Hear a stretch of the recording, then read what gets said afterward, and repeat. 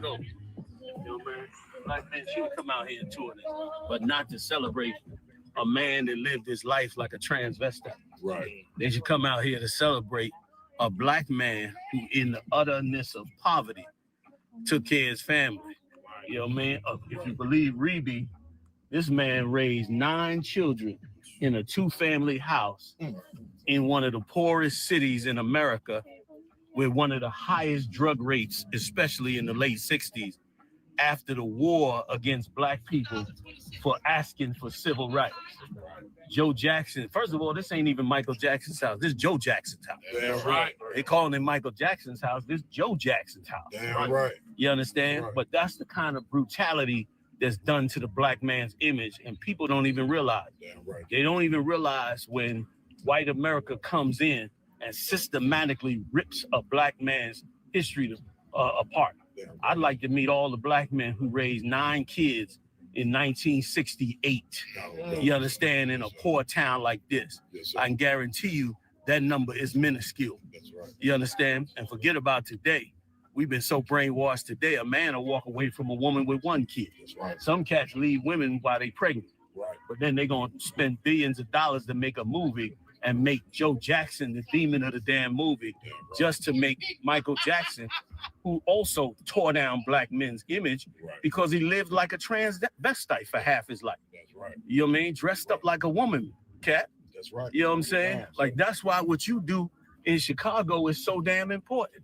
Now you see why I be pressing like I be pressing. Damn right. Because they ain't gonna let his image of what he did for us, you understand, be left alone. Right. They're gonna trash that image. That's right. You know what I'm saying? That's right.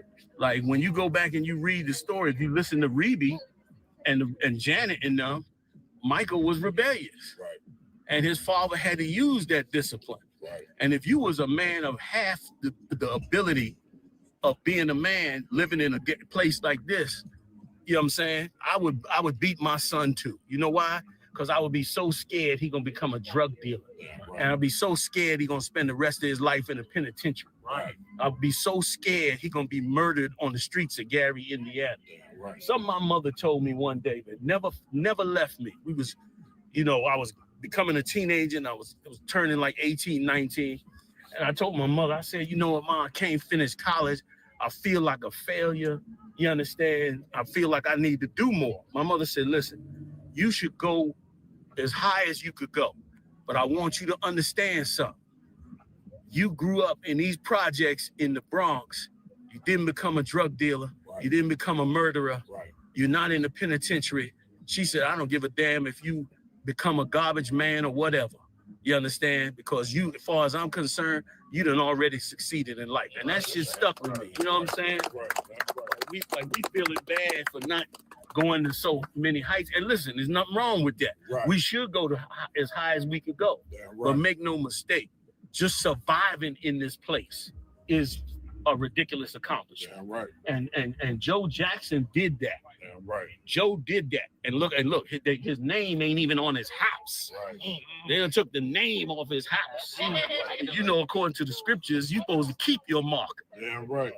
And then look how they did the man. Damn right. And instead, the man that acted like a sissy on stage for 2 decades, he gets celebrated. Right. The man that originally broke away from his father's way of life. The man that cut his father's nose off. Now, I heard a recording. This could have been AI. I don't know. But I heard a recording of him telling the surgeon, you know, I don't want a nose like Joe Jackson. I want you. Now, I don't know. It might not be true. But regardless of whether it's true or not, Right. the fact that your whole family, you understand, have this black nose, and you done already been successful, you multi-millionaires, you got mansions, Right. and you go now and say, I'm gonna bleach my skin, cut my nose off, start wearing lipstick, and be a transvestite. Damn right. Like talk about the ultimate assault on black masculinity. Damn right. And this is what we should fight for. Damn right. Black men need their families, man. Damn right. Black men need to raise their kids. But how you gonna do it when the movie company spends millions of dollars Right. to destroy your image, to grind your image into powder? Right. That's they already making the second one, part 2. It's a multi-million-dollar movie, all surrounding the man that actually made them succeed. all surrounded by demonizing him. Brother, this is colossal. And of course, there's no there's no outlet. There's no, hey, we don't like the fact that you demonizing, a black man. The only one that said something was Janet. Right. Janet said she don't want no part of the movie. She don't want her image in the movie. She don't want none of that. She said that shit is Jermaine Jackson. And then Jermaine, he became a traitor. He went and took his son and made his son play a complete sissy in this movie, just to launch his career. So why don't we all just prostitute ourselves out for $1? Right. You know what I'm saying? Yeah, right. Like, where's our integrity at, man? Right. And it burnt me up. I had to come all the way out. For those of you that might be checking us out, we out here. I'm out here with the Midwest Monster Mayhem. You know what I'm saying? Right. This whole squad, you know what I'm saying, coming out here, checking out, the colossal assault on black imagery, you understand, done by these movie companies, right, specifically about Joe Jackson and Joe Jackson's house. Right. Like, this was the evilest thing in the world to do to black men. Right. And so, brothers, we make sure, man, we stay in these trenches and we wake up our brothers and sisters to understand that this kind of thing right here, which is looked at in the world as wonderful. You see everybody having a good time. It's a wonderful event, but don't nobody see the assault on us. If this was done to a white father, right, it would be backlash. Right. It'd be Reddit posts. It'd be YouTube videos. It'd be on TikTok. You understand? It'd be all that. And they would be able to see. Like, once again, they can't see our suffering, but they can see their suffering. Like, could you imagine being Joe Jackson with 9 kids in this house? And you're going to keep them, like 9 kids in Gary, Indiana, none of them became criminals. None of them is in jail. Right. None of them sold drugs. Right. None of them committed murder. 9 babies. Right. All his daughters, none of them became whores. Later on, Janet got a little out of hand. Right. But in the early days, from a child, Janet stayed in the pocket. Not only that, all his kids, look at all them Hollywood kids that grew up all messed up psychologically. Right. His kids made it to full age with all their sanity. Janet Jackson just got engaged to Louis Farrakhan's son. They engaged right now. She's 60 and still getting an opportunity to try to have a decent marriage. You gonna tell me Joe Jackson ain't have nothing to do with that? Right. Stop the assault on black men, man. Right. Stop destroying our image, man. You understand? Like, this is an honorable thing this brother did. Right. I'd have beat my sons behind too. Right. You know what I'm saying? Right. He don't want to listen. He didn't want to fall in. I've been on his case too. You know why? Because Joe Jackson loved his family. Right. You know what I mean? Loved his family. Now I got to go see. Y'all got to take me over to see the steel mill. Right. I got to see this horror show that he had to work at. That they acting like, oh, well, they made good money back then. Right. Yeah, right. Yeah, right. Please, Cap. Man, what you bringing out so heavy, but you brought this out on the show the other day. We also must remember that in this house, he had a woman that stood the test of time with him. I can't remember the sister, Catherine. You know what I'm saying? Like, this was more than just Michael Jackson's house, like you was bringing out. This represented the black family. This represented, you know what I'm saying? More than just Michael Jackson's house, but a black family, General. And a mother and the father and the mother staying together to raise this family through this hell. Now, General, I know you're seeing coming over way through here, Gary, Indiana is hell. You know what I'm saying? This get the angle with the house. Captain Katazar mentioned in the back seat that this looked like a third world country. Remember you said that, Cap? Coming over here. And for them to survive with 9 children in a place that's like a third world country, you know what I'm saying? You know what I mean? Was very important. It was very important.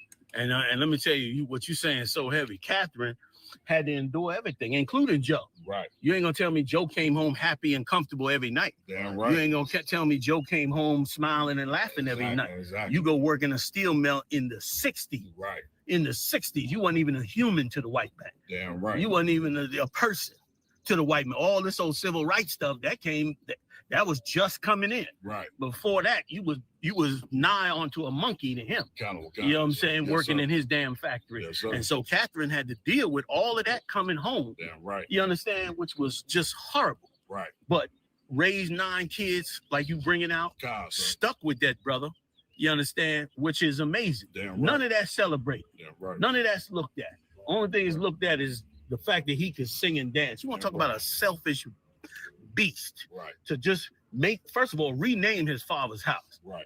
This should be the monument should say the legacy of Joe Jackson. Damn right. You know what I'm saying? The legacy of Joe and Catherine Jackson. Right. Not the failure of his son to become a man. Right. You know what I'm saying? But since he made music, listen, I don't take no talent from Michael. Right. Michael was the best entertainer, I think, on the planet. Right. He was certainly the best dancer in the world. He put Fred Astaire to shame. Right. When Fred Astaire was damn near, he was bad. Right. You know what I mean? But even Michael put him to shame. But that don't take away from the fact that black men's legacy in this country is destroyed, and Latinos, let's don't leave our Latin brothers out, and our Native Indian brothers are destroyed on a regular basis, right or wrong, Cap? Right. You know what I'm saying? On a regular basis, it's on the assault and attack, and everybody went crazy because we mentioned, look at this little house. This is a little house.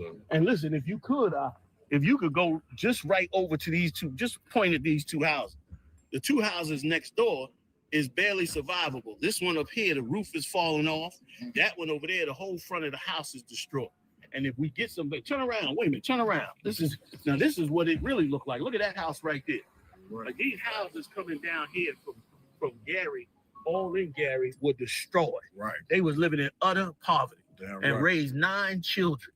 Badass brother and sister. Damn right. You know what I'm saying? Right. But is he looked at it like that? Right. Of course not. Damn and right. guess what? Nobody will defend us but us. Right. We got to make it a big deal when they assault black men's character, Damn Latino right. men's character, Damn Native right. Indian men's character. We can't take that lightly because there's nobody else defending them. Like everybody's joining in and having a good time destroying our image. So guess what? We're not gonna have it. We're gonna stand up against it like the Lord said to do.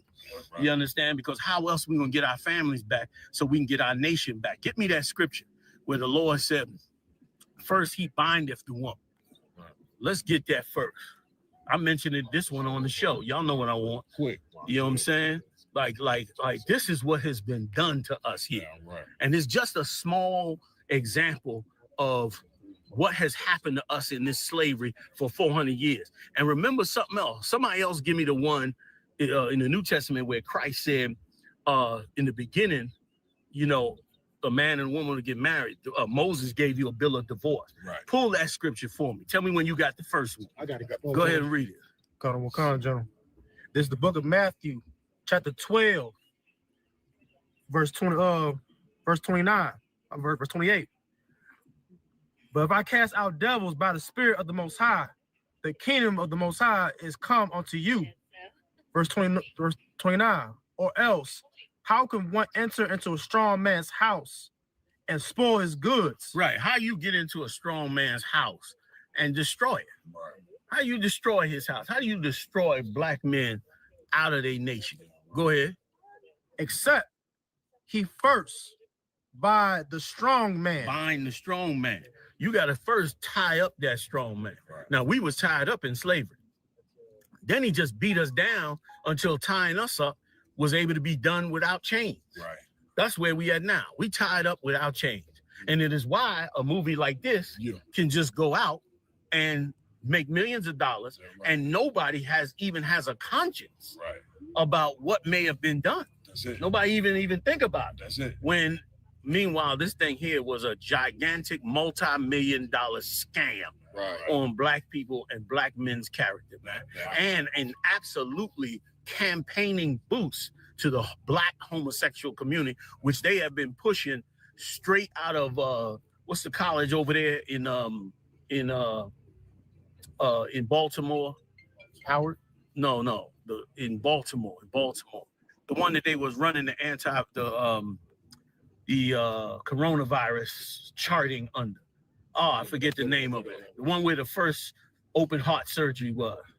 Got it. I'm looking up right now. Yeah, that college, that's where they ran the biggest campaign for training black men to be homosexuals from young. Okay, in the prison system, in the foster care system, they were the ones tracking all the numbers and seeing the effects of it. And they found out that it was good for them because it meant that black men would become more palatable and able to be influenced. So what did they do? Go ahead. So an influence. So what did they do? they turned around and, you know, pushed that campaign. Right. And so now they got, look at the millions they got behind them now. That's all. You know what I'm saying? Right. They got millions and took and stole Joe Jackson's legacy. Damn right. Stole it from him and Kathy.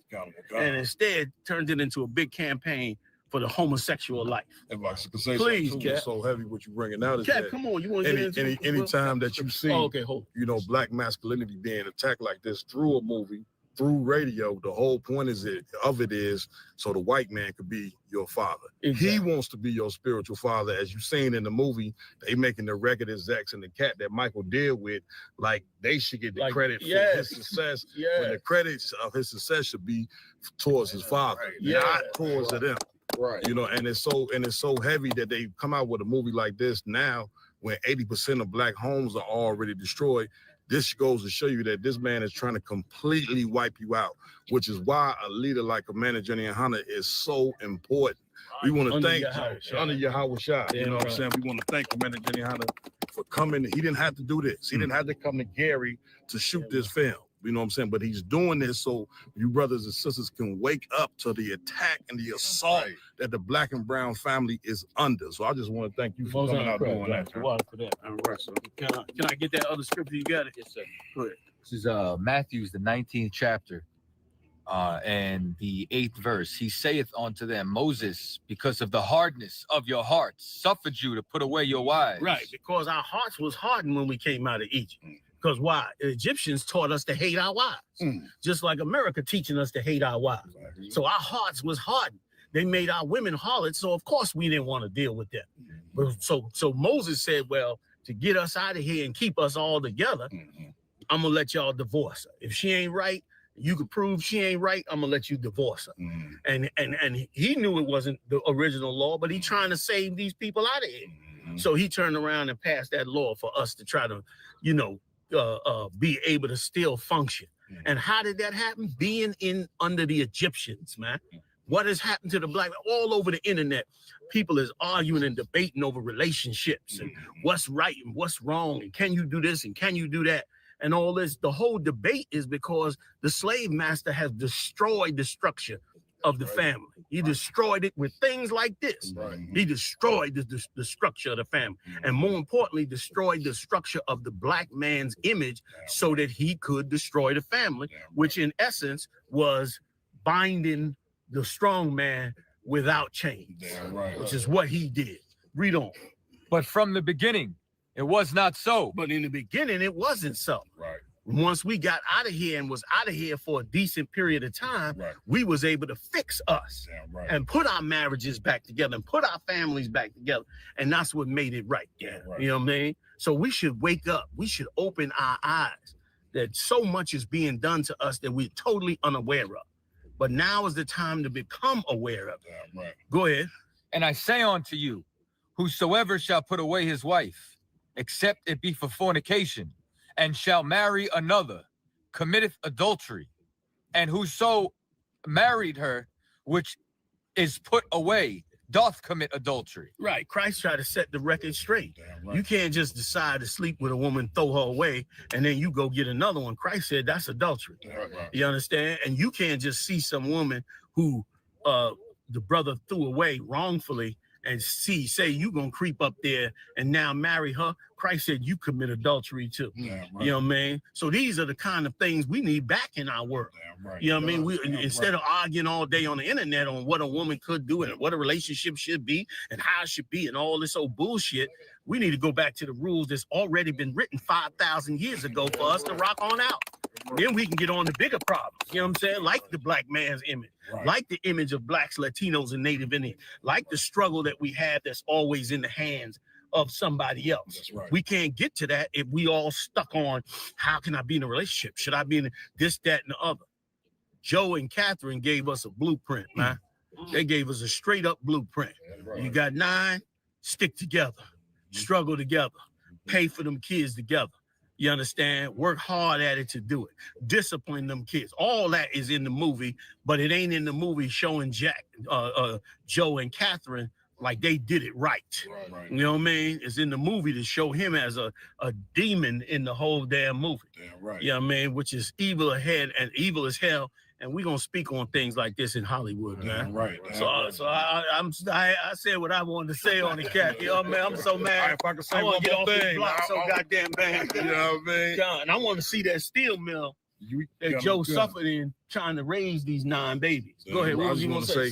Where all the black movie producers and directors, Right. Tyler Perry's, to fix this? Exactly. Where they at? You know what I'm saying? You're gonna let our oppressor make a movie and downtrodden his brother's masculinity and his fatherhood, but where all the black, because there's gonna be a ton of black people complaining. You know, they're seeing what we sing, but where y'all at to fix it? Right. You know, I just wanted to say that, General. And like you said, he put on and dressed his damn self. So sorry. Right. You know what I'm saying? But that's okay. In time, we'll be strong enough to do these things. Damn right. You know what I mean? In time, we'll make the movie and they won't have to. Damn right. Right or wrong. You know what I mean? Once again, this nation can and will do everything it can to bring this nation back, and it'll have everything it needs. I cannot wait, like you bringing out, Cat. I can't wait till we have the day where we can now not go by what somebody else says about us. We can now turn around and keep the propaganda at a minimal by putting out those things that are accurate in this world. I just watched a white woman come on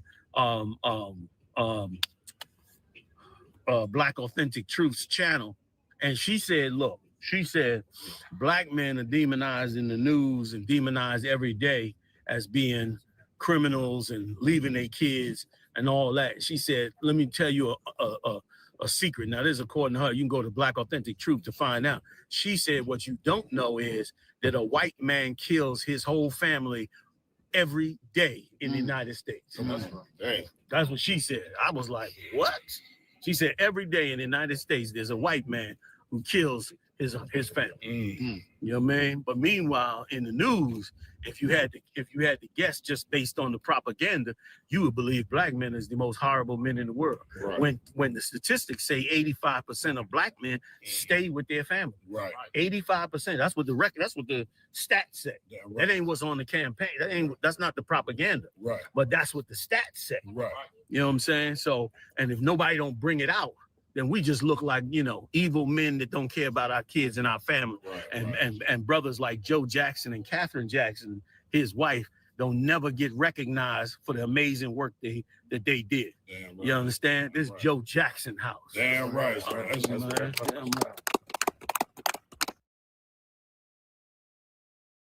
While that Miami quarterback would eventually America teaching us.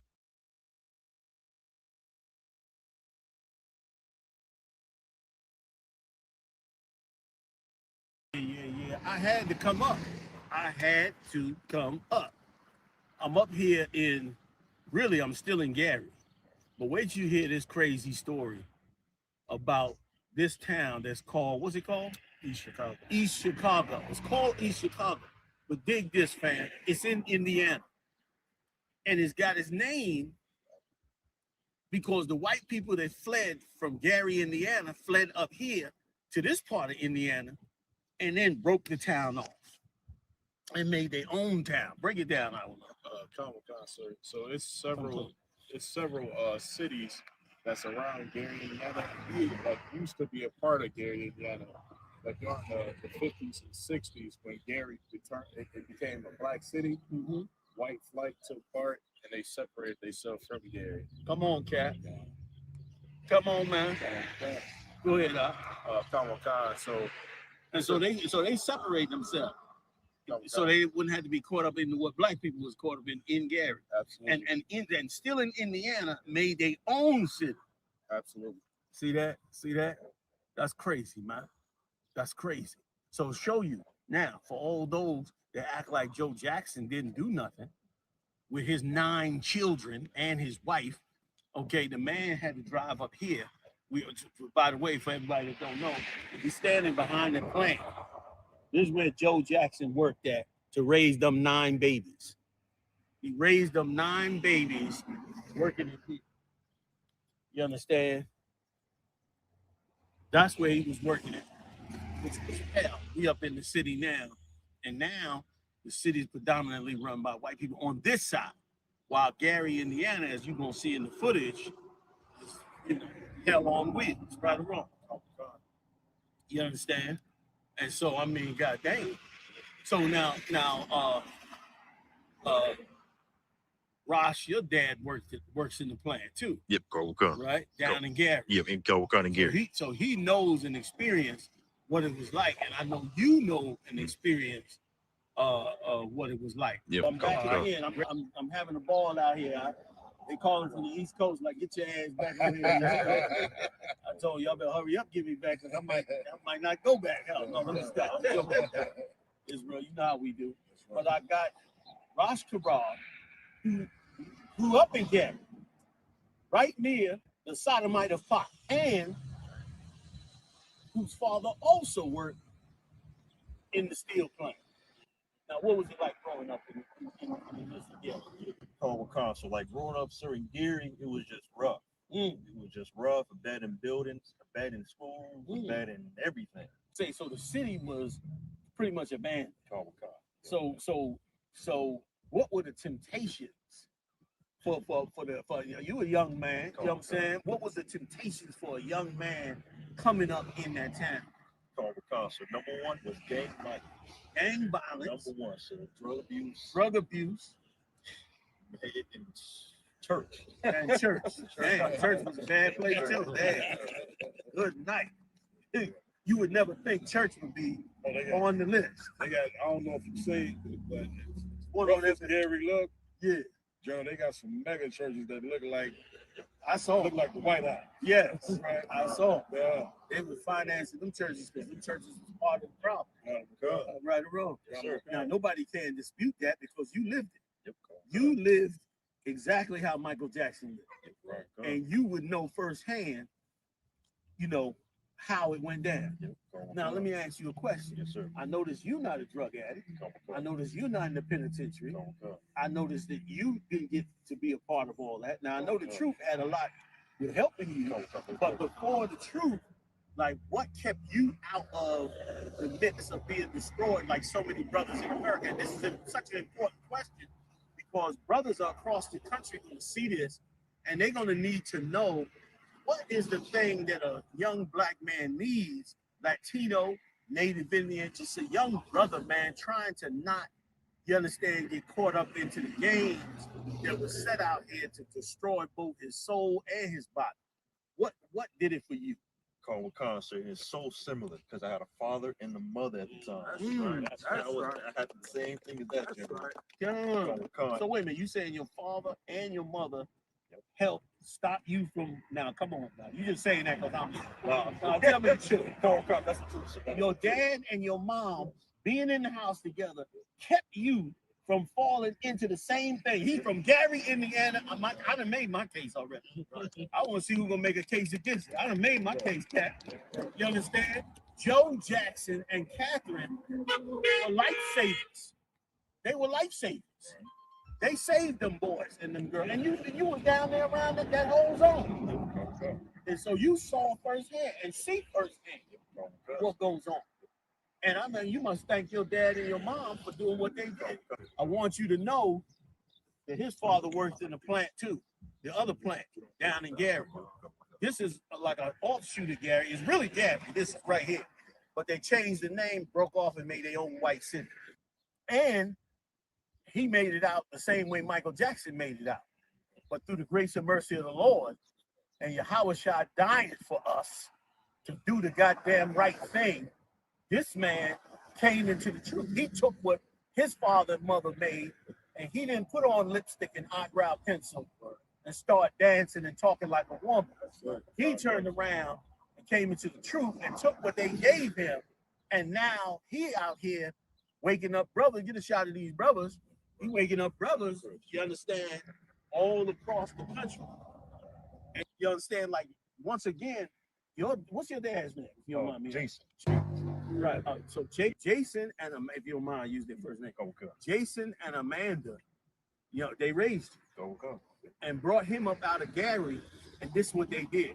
Now, if Michael and them knew what they was doing, they would have hooked up with his dad and other dads and figured out the formula, you understand, to not let none of their kids end up in there. Joe was on the right track. Absolutely. His dad was on the right track. Absolutely. Now, if we had done that through all Gary, it would right now there'd be a big building in Gary saying the Coalition of Black Fathers, That's it. the Coalition of Black Families, the Coalition of something, where all these families would have had all kind of rec centers, classes, teachings, would have been bringing the school. You didn't need a $10 million church. You didn't need a goddamn cathedral in Gary. You got 10 cathedrals down there and 1,000 other churches. You wouldn't need none of that because you'd have had just the Black fathers come together. Could you imagine? Baseball teams, little league teams, you understand? All the good stuff, teaching young sisters to do different things they do. You understand? Bringing us all together, that would have strengthened us on miracle levels. Instead, he just was selfish, became a transvestite, and only cared about himself instead of his brothers and what they did. And of course, now he's beloved by the world. That's why Christ said, "Get me," where the Lord said the love of this world is enmity with the Father. See, he loved the world, and he loved being loved by the world. You know what I'm saying? Please, Cap. What you saying so heavy, Johnny? You said this a few days ago. The solution to Megan Thee Stallion, and the solution to YNs, shooting up the neighborhood, terrorizing the neighborhood, is a Joe Jackson. That's what you said. Most High Christ. You know what I'm saying? I mean, I can't come. I'm just doing the math. Count. I ain't pulling nothing out my. I'm just looking at what the paper said. If I may about this particular brother here, what I can say about the brother ever since he's been in the truth, you could tell. I will know this all the time. You can tell certain men that's not raised by father and certain men that's raised by father. Give it up. Any damn right. You know what I'm saying? Anytime the brother get checked or get an order, no emotion at all. It's kind of one time to get the job done. And the brother is very instrumental along with Ivor Long and getting solidifying the barriers. Wow. You see the work he do along with Officer Rumawan on the whole technical side of it.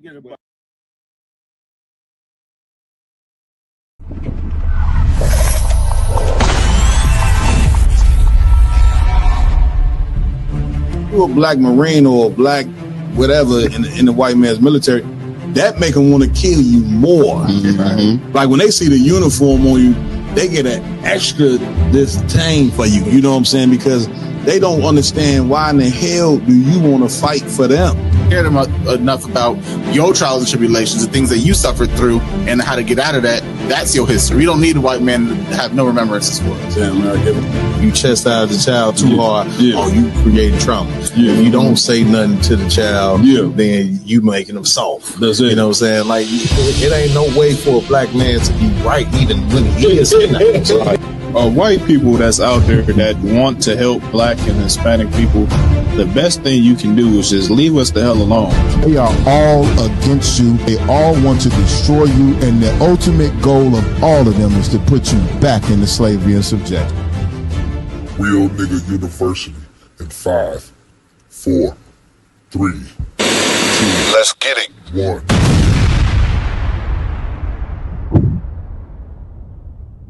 Hey, Shalom Israel, what it do? We back for another one.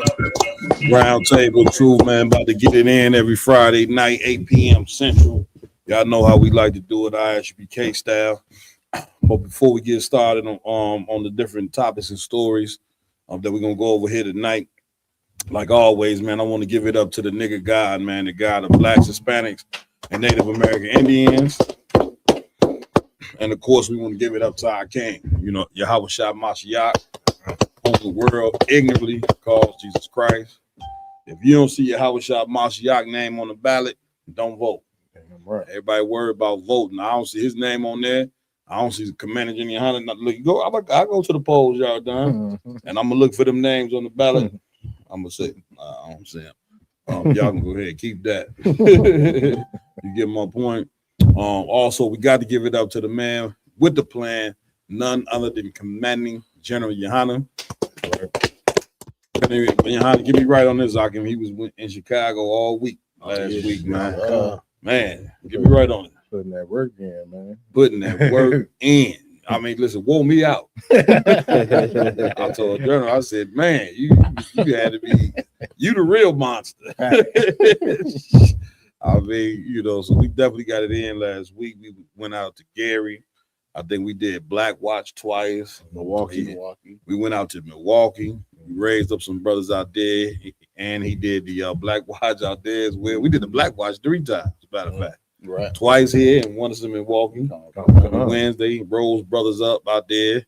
Came back, rose men up here on the round table.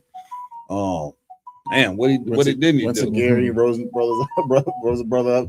Not from ours up, not from Gary, but rose a brother up when we were out in Gary. Went to Gary, rose up Captain Katazai. Big shout out to Captain Katazai. I rose up to a captain of 13,000. You understand? That is a hard thing to do in the ISBK, brother. Trust me. You see 10,000 hard. 13, that's another level. You get my point. What the brother did, though, to achieve that goal. So big shout out to Captain Katazai. Oh man, what else did John do? So he taught the class. He taught the class in Milwaukee as well. I mean, Commander Jenny Hanna, General Muhammad tell you all the time, the hardest working man in the nation of Israel. I got to give it to him. Woke Captain Mark Quad out.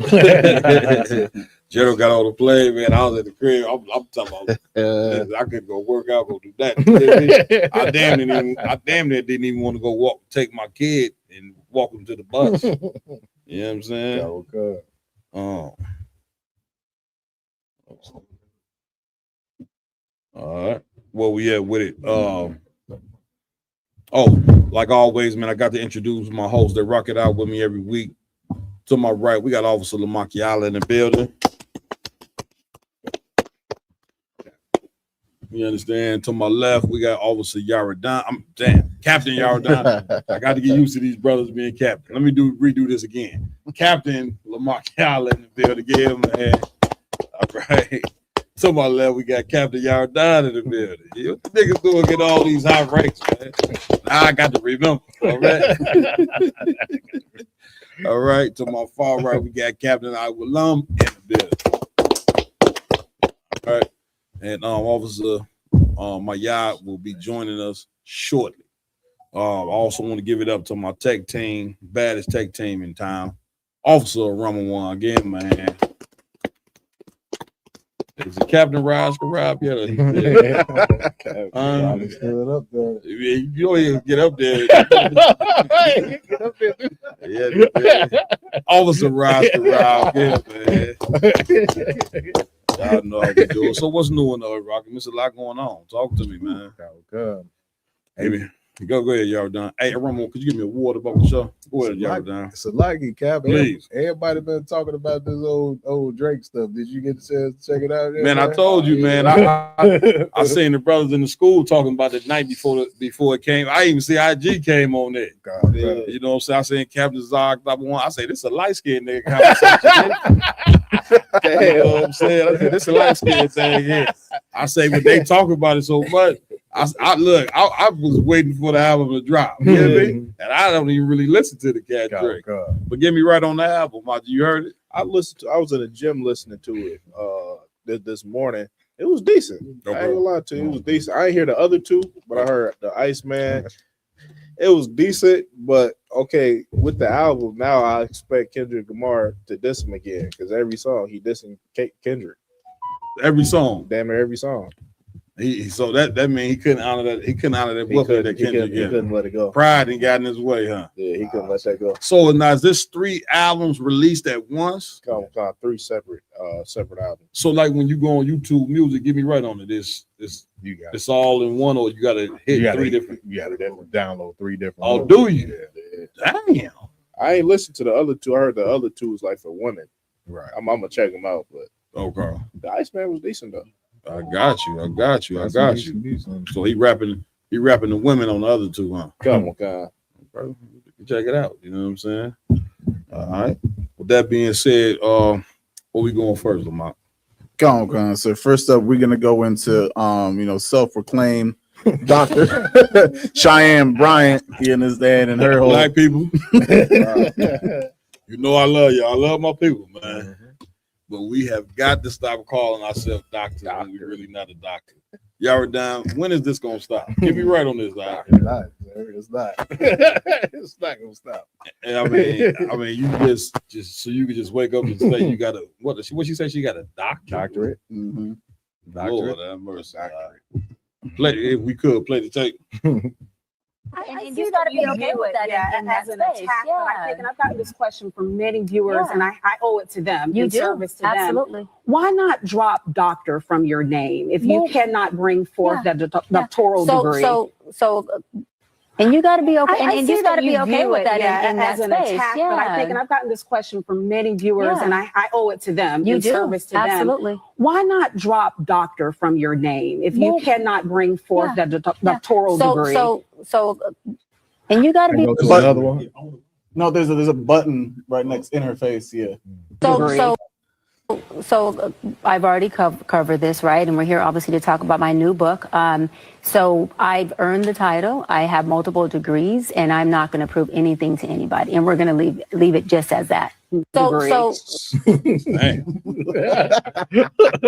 I thought she did an interview on Breakfast Club. Yeah, it was along the same lines as this. This went more like she kind of held her feet to the fire with it. You know what I'm saying? A little But more. can we get the one on Breakfast Club? Come on, so see if you can find the one on Breakfast Club. What y'all give me right on this here, Lamont. Please go ahead. Counselor, man. Okay, if you were a true doctor, it should be easy to prove it. And to stop all the rumors, why don't you just prove it? Why say I don't have to prove anything to anybody? Like, what's the point of that? And that just add more speculation. The sister was like, "Why don't you just drop it? You know, drop Right. it from your name because she know that she full of shit." Go ahead, Lamar. Oh God! For some reason, the black community, everyone wants to act like they have a doctorate. You know, Dr. Martin Luther King wasn't a doctor. You got Dr. Umar Johnson, definitely not a doctor. Here's one more. Dr. Sebi. Dr. Sebi. Everyone wants to claim that because it's like the pinnacle of information. Once you reach the doctor level, that's as high as you can go, and no one's above me. That's it. So that's why she kept saying, "I have different multiple degrees," and that. Well, that's not the question. Man, well, listen, I might roll out the bed come Saturday morning and say I'm Dr. Mawquad. see how well that works out for me. You get my point?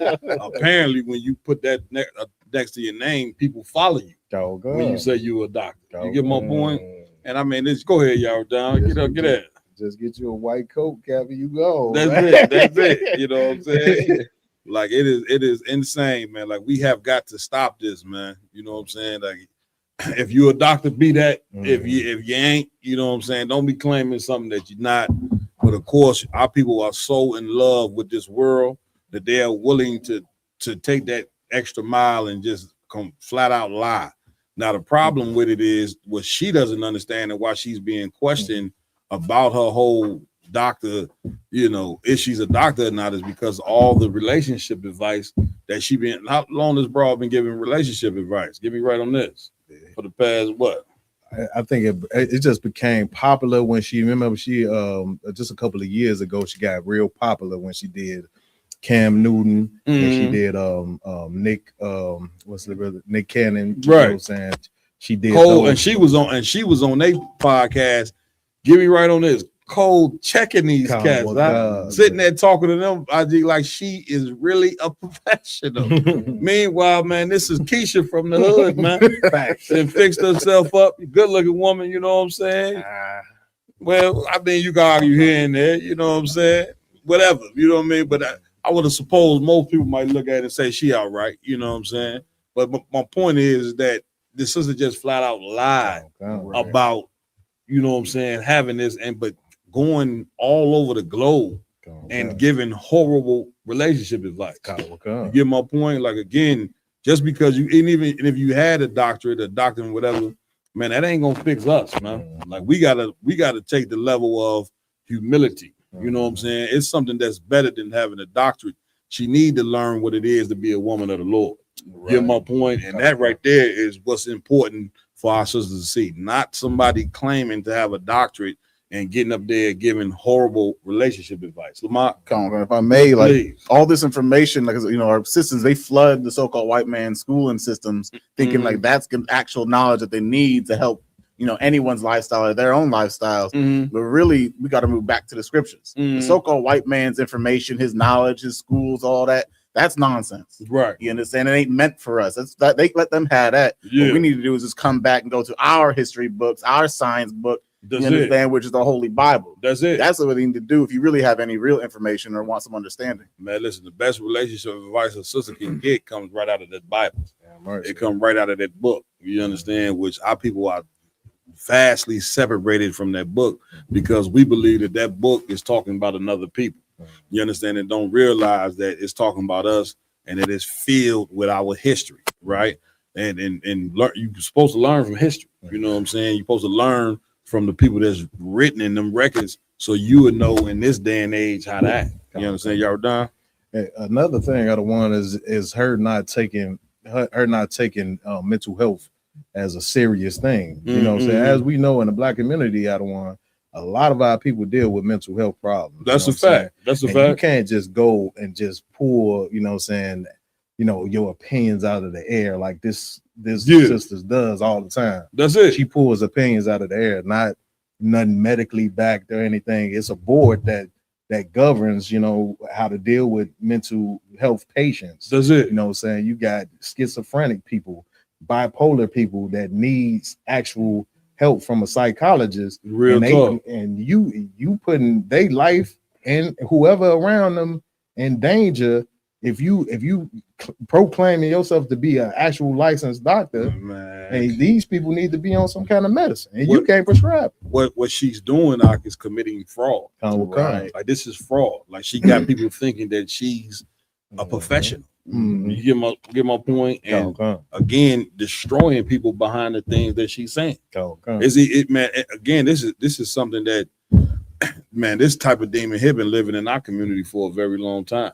It's no different from a preacher claiming to be a man of God. You understand? And you can see through his actions and the things that he teach that he is not a man of God. This would make a woman like that feel like it's okay to get up there and lie about having a doctorate. Because that's what we've been doing in the Black and brown community the whole time we've been in here in America. We've been here lying to ourselves, you know what I'm saying, about being men of God, about being women of God. Now we lying every 10 years. You got somebody lying about being a doctor. But now give me right, I'm coming to you, y'all. Is Umar Johnson our actual doctor? Get me right on it. If I'm not mistaken, I think this came up a couple years ago that they pulled his card on that. Yeah, I think he's something, but he's not a doctor. But he calls himself a doctor. Come on, and maybe that's why he ain't got to school yet. Then you get my point. I know. I mean, I'm just being. I mean, where we going with this? So we could just lie about that now, right? Y'all done? What's so heavy about what you're saying, sir? I remember being in the Christian church.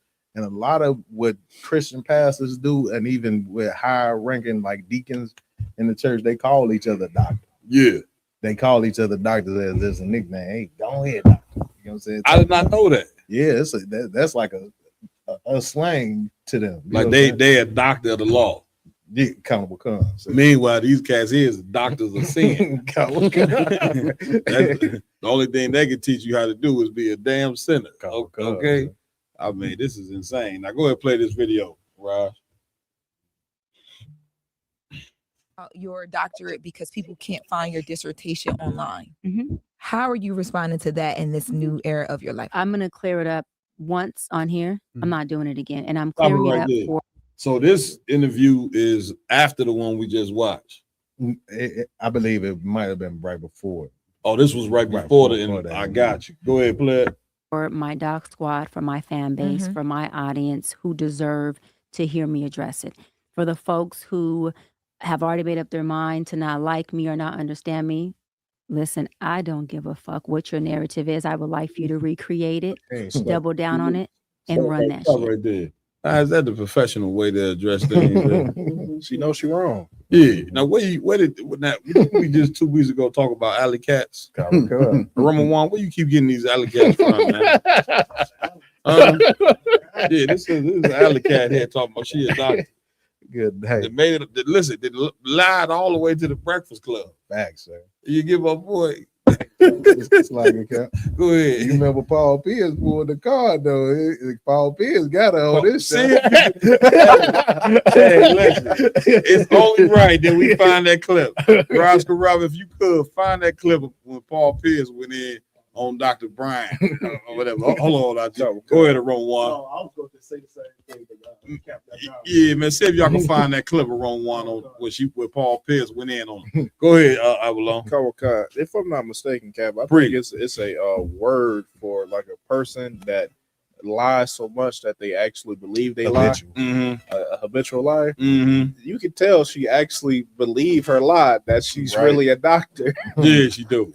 She figured she didn't lie. She didn't lie this long. You know what I'm saying? That's the thing about a Lord Christ, Priest. That's the thing about a habitual liar is that they didn't tell so many lies that the lies become true. Right. Like while she's sitting there claiming to be a doctor and claiming to be able to heal people's sicknesses, she's sick herself. You get my point? Do you understand what it like? And then she going on these shows and ain't presenting no proof at all, and feel as though she ain't got to do no proof. You understand? Go ahead, Mayad. Everybody get off some Mayad hand. Just came in. I just wanted to say, Cap. Go ahead. Since you know what I mean, we got Go ahead, crack them chips, and somebody get some cups. You know what I'm saying? We ain't, before you do anything, please. Man, both sides crack. I just want to reintroduce myself, sir. Damn right. I am precinct officer of 5,000, Dr. Mayad. That's it. That's how we doing in the black community now. Hey, y'all, let's just all declare be doctors now. You know what I'm saying? Somebody asks you about what your doctorate is, what you gonna tell them? I ain't gotta prove nothing. Who are you to be asking the question? Let's go ahead, Rob. Give him the mic. Give him the mic. Yeah, you gonna get your doctor from Real Nigga University? All right. I got my doctorate from. I'm amazed, like what these so-called doctors have found out is that it works. You understand that they learned from Dr. Martin Luther King, putting that title. Wait a minute. It works. Let me slow you up. So y'all saying that Dr. Martin Luther King wasn't even a doctor? Donald Gunn. He just had the title. Did y'all fact check that? Y'all down? So what I did hear about Martin Luther King, his dissertation is supposed to be plagiarized. Okay. That's what I heard about his doctorate. He actually does have a law doctorate because but the dissertation for you to become a doctor, it wasn't legitimate. It was plagiarized. Like he So he ain't no doctor either. Damn. Black people, when we gonna stop this, man? Come. Give officers first of all, get Captain Ryan my hand back in the building. You understand? Also give Officer Karakar a hand, man. Karakar, you got to get me right on this. When we gonna stop lying about being doctors? Oh no, Cap, they come up in and get that understanding the right way. Now y'all got me to where any black person that say they're a doctor, I will be looking at it like, nigga, that's just, I don't know, bro. Where your paperwork at? Right. I ain't got to show you nothing. Go ahead and finish playing this tape. Because I don't give a fuck about it. Okay, Now, to my doc squad, my fan base, my folks, you know, my village, it's very simple. I went to a school, Argosy University, completed an entire program. I went back online to get my official transcripts because I was applying to a law school many years ago to be a professor there. And I had to provide my transcripts, right, to get hired. Right. And I went to contact the school and say, hey, I need my official transcripts. I need my entire thing. And there was no school. I was like, okay, I'm confused. I Google. It says this school has been shut down. I said, oh, well, they got to have records. I mean, Stop it right they were there. So convenient. Go ahead. Hey, what she doing right now is what you do when you applying on a job resume. And you know you're applying for a job that you good and well ain't qualified for. Right. But you go and you say, you know what, I worked for XYZ Communications Company and I was the vice president for 5 years, but it shut down. Did she say the name of it? She didn't say the name of it. It's a Gosi or something like that. Yeah, she said the name of the college. Oh, she did. A college that people say is gone, but you can go on. It's a certain website you can go on and receive all your records. From. I'm saying. So what she did was she went and did the research on the university that does not exist anymore, Right. and think that she could just come and just pull this lie over the top. Like, I mean, of course, we've been sitting and laughing, of course, because it is hilarious, but it's also a serious side to this as well. Is that a ton of our people that we look up to been lying? You know what I'm saying, about having the credentials to lead us and to fix us. You understand? And thank the Most High for Commander Jenny Yohana. You know what I mean? Who's a real general, who's a real priest, and who truly served Christ. You understand? Because he is a real doctor, even though he don't call himself a doctor. He's a real doctor in this. He has found a recipe to be able to fix black men. Right. That's a fact. He has found a recipe in being able to fix black women. Right. Hispanic men, Hispanic women, Native Indian men, and Native Indian sisters. And brother, that is the truth. I'm right. You know what I'm saying? You can take all the medicine in the world, but the one piece of medicine that we need to be able to take as a people is the truth. About our identity, about the God that we supposed to be following, about how we fix our relationships, about whether we should vote and not vote. We're going to be going into that as well. Like that is the whole point of the ISUBK. That's right. You know what I'm saying? Like all the hate that we receive, Karakar, we supposed to receive this hate. Right. Because Christ said in the scriptures and the records that know of a surety that you are going to be hated. Didn't he say that? That's in the Bible. So you already know once you get that oil poured on your head, man, don't expect to be loved by people. Right. So I ain't sure if brothers come in here, not IG, and expect to be loved. You ain't getting no love, not from the world. You know, not because this world right here is about white supremacy. Damn right. Religion about white supremacy. And the only way to combat that is brothers who understand the Most High. Right. Get my point? And who are really serious about fixing their people. This sister ain't serious. She's not serious about fixing anybody, y'all. This sister is like once again, like preachers who are not really truly men of God, even though they call themselves pastor and this, that, and another. You go ask them questions about the Bible, brother, they can't answer them for you. Which means they, you know what I'm saying, they under falsehood as well. You see what I'm saying? And so what this sister is doing right here, what this is all about, brothers and sisters, is a hustle. That's right. That's all she doing. You know what I'm saying? You got some of our people, man, that don't care about us. And when they don't care, man, they'll tell you they so-and-so just to be able to hustle you. You get my point? And so this is serious, man. Y'all down? She was also on Joe Budden's other one where she's bragging about like not working up under a licensure that which you have to work up under to be a true psychologist, because it's a board that governs, you know what information you give to people, right? So she's bragging about that and making and the amount of money she's able to make, without working up under that license and being having to answer to anybody about the advice or anything that she gives to any of her clients. Sure, nice. Man, play the rest of that tape if y'all could. Go ahead, Ramon. Please. As it pertains to the topic. If it's not, then we'll take it after we do the story. Go ahead, play the French Planet tape. Accredited when I attended the school. They were accredited when I finished the program. I go and look, there is a third party that has the records. Why I contact the third party, that third party only holds records for 2 years. I was past my 2 years. So that means that I had no access to records. And then I contacted, financial aid. You can't make up financial aid. It shows that I paid for a doctoral program alongside my master's program and my undergrad program.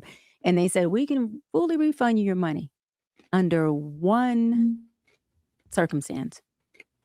We give you your money back. You don't get credit for not a class, a course, a program you took in this university, at this institute. So do you want us to refund you? Or do you want us not? I said no, because I didn't want to risk the chance of them saying, well, we're going to give you back your money, and it wipes out your entire program. Luckily, I had, I do this with all of the schools. I had downloaded from the actual student portal my transcripts at that time. And I was able to get just about all of my transcripts, including up to like dissertation. But everything else, there's just no holding take for any of our records, which I think is completely no, that's fine. And it's not even, I think it's completely effed up. Just in They general. are going to kill you online Was it? this week. They're going to say she has no records. They just want to hate you regardless. No, that's fine. And it's not even that there's no records that I don't. The school had a third party that carried the records only for a limit of 2 years. So it's not me, it's But any student that. a hell of a liar. Stop it right there, Ryan. Give him the mic. You can tell like it's definitely a lie, because even if the school was closed down, you'll still have record that you still took the course for certain programs. There's no such thing as a school having a third party program of transcripts. That's a lie. Right. You know what I'm saying? Once you pay for that program, pay for that course curriculum, that's yours. I mean, and You know what it's, I'm really, saying? it's really just a knock on our intelligence as a people, where the sister think that she can just get up here and just continue to just carry on with it. You understand, Lamont? But man, usually like when you graduate, like high school, middle school, college, or any type of large event that's going for a career, you get one in paper. You know what I'm saying? If you go to any doctor's office, they have their paper mounted on their wall. So like they don't just get it off a line, they get it when they finally graduate the program. That's it. So she should already have a physical copy. Why don't why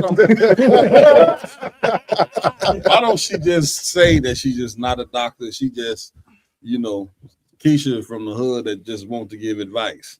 Bad That's advice it. and on top of that. You understand? Like the whole point of calling herself a doctor, she does that so it's supposed to translate to our people that you got to listen to her. You see what I'm saying? You know this, on Cam Newton them when she got to talking. Right. It's a doctor talking. Right. They felt like they had to be quiet. You get my point? Meanwhile, this sister don't know what the hell she talking about. You know what I mean? Y'all already thought you was gonna say something? Like I said, if I Please. could, she got a chain on that got DOC on it.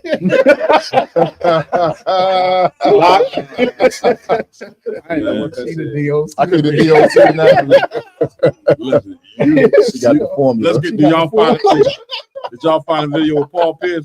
Let's go to that next. Now, the fact that she even got a chain on that say DOC, get me right on, man. This sister is sick. You're looking at mental illness at its finest right now. You understand? She wore a chain on the Breakfast Club that say DOC. Like you're you overdoing it. Damn. Double down, quadruple down. Yeah. High energy. That is crazy workout. It's probably on her license plate too. Go ahead and play that thing. Right, her license plate, take that. Dating, but single. enjoying my life. I have really good companions. How many are you dating right now? I'm not exclusively committed to anyone, but I have one guy that I have dated off and on for 5 years. You got her. We've dated for 5 years off and So on. you was his work for 5 years? You been his work? You still his work? Oh my gosh. I know what's going on now. I'm about to, we gonna, Cheyenne Bryant is known for her strong views on dating and relationships. Well, Paul Pierce had serious questions, revealing she was pretty much in a 5-year situationship. Social media users question if she's even qualified to give dating and relationship advice. That's right, honey. She's not qualified. I like the Cheyenne, but girl, 5 years, honey, and no commitment. Turn this off. No, and you said you're not exclusive. I just wanted the part with Paul Pierce. Can you forward it to that part? Or was that? I think That was it in the beginning. He said, I know what that is. Yeah, it was a part on there where he cold checked it, but don't worry about it. No, I ain't know. Well, let's go to the brother's question, and then we move to the next story. So this brother, I'm trying to fill the brother out. or whatever. But he checked in with us a little bit earlier, said it. He trying to get into the school or whatever. A brother named Juan. What city? From Chicago. He's trying to get into school from Chicago. He asked. So I gave him the number to the school. He asked a question. So go ahead. What's his question? The question was, you gave him the number to the school? Yeah, Cons. No sweat. It was a 2-part question. They kind of together. No how do I know if I'm a part of the 144,000? And he said, I love the Most High and want to serve Him. How do I know if I'm worthy to rule with our King Yahweh Shai when He returns? Well, first thing you want to do, brother, if you out there listening, is you want to come get in class. That's right. You know what I'm saying? You want to come get in class. And the scriptures say, he that endureth to the end, the same shall be saved. Right. So the only way you're going to know if you wanted 144,000 is to come in this school and be tried and tested. I think we were just talking about that. We were just talking about, you know what I'm saying? How when you come up in here, you're going to be hated. You understand? So expect to be hated. I don't know. I ain't sure if you got a woman or not. She might stick with you. She might not. You know what I'm saying? But what you're gonna have to do, brother, is be prepared to serve the Lord. That's right. And we got a brotherhood in here. You know what I'm saying? That brother is, man, next to none. You know what I'm saying? We had, as a matter of fact, Commander Jenny Hanna just rose 4 of these men up to captains. You get my point? So you come into a brotherhood, man, that's gonna get you right if you want to get right. Right. You know what I mean? So you just got to come in here, man, and you know, come in here and come make it work. Anybody want to say something on that to the brother? All right, no sweat. Yeah. So so we gave you he gave you the phone number, which is 708-299-5821. And we're at 9909 Roosevelt Road, you know what I'm saying, in Westchester, Illinois, Suite 101. That's it. Just call that number. And when you call that number, you're going to get all the information for class, the time, the date, all that. You know what I mean? So we be in the game. All right. Lamar. Come on, sir. Next up on the queue is we have a cat named Sean Gathright. His defense team argued that he should be kept in prison for labor. This was crazy. I believe he was fighting. They were trying to give him like the needle, put him down. Right. Yeah. And instead of the defense team wanted to use his defense, and he just used it for labor. You got the back. Backstory. Go ahead. So this the cat. Him and 3 other people killed that rapper Julio Fulio. Okay. Popular rapper in Florida. Okay. And I guess he was supposed to be like a quote unquote good guy, right? Good grades and summer camp and shit like that. Right. You know, of course, you listen to drill rapping, and you know what I mean, and he did what he did. That's it. Got life or the death penalty, and he broke down in court as you can see. Yeah, and Florida, the wrong place to get sentenced in. Somebody get me right on that. Them devils down there don't play. You know what I'm saying? Anything when you crossing that Mason-Dixon line, brother, they is trying to hang you. Okay, go ahead. Let's check it out. Abilities, things like that. Do you think that the prison would benefit from him in a work capacity if he were sentenced to life without parole? I say yes with my experience, not only just in classification, but as former warden and even as a jail administrator. He's someone that's young, he's healthy.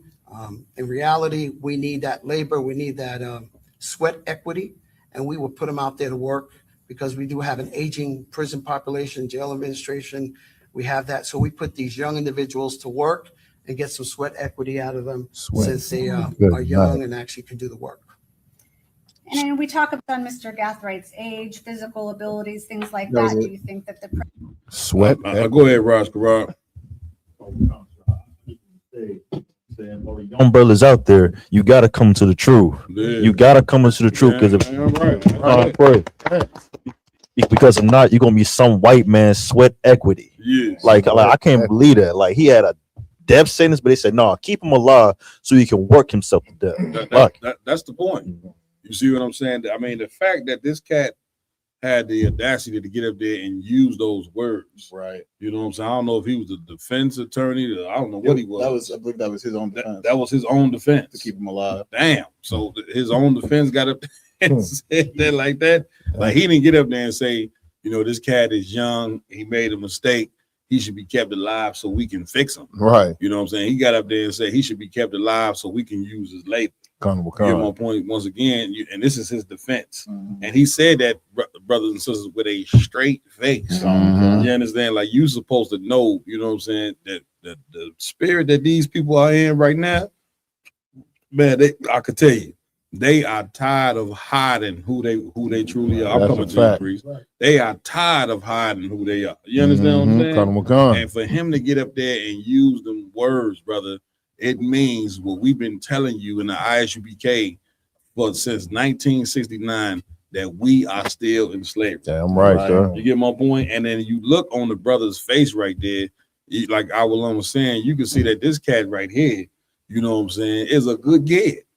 You know what I'm saying? A good kid that got caught up in something, and now he's on his way to spend, listen to me good, Karakar, he on his way to spend the rest of his life in prison. You understand? And what's so crazy is the brother just asked the question, how do you know you part of the 144? You supposed to look at a video like that and say, I don't want to be that. Right. I don't want to end up to where I'm throwing my life away for nothing. Right. And then I will give me right on this. You said he was a part of unaliving where they killed a drill rapper. Yeah, it's a popular rapper in Florida who's known for like taunting his ops that's dead and stuff like that. Yeah, he was at. It was his birthday, I believe. Right, his birthday, the rapper birthday. They went to a hotel. Yeah, he was like on live and whatever. That's it. Got his location. That's it. Swerved down on him. Man, listen, again, all this is taught behavior.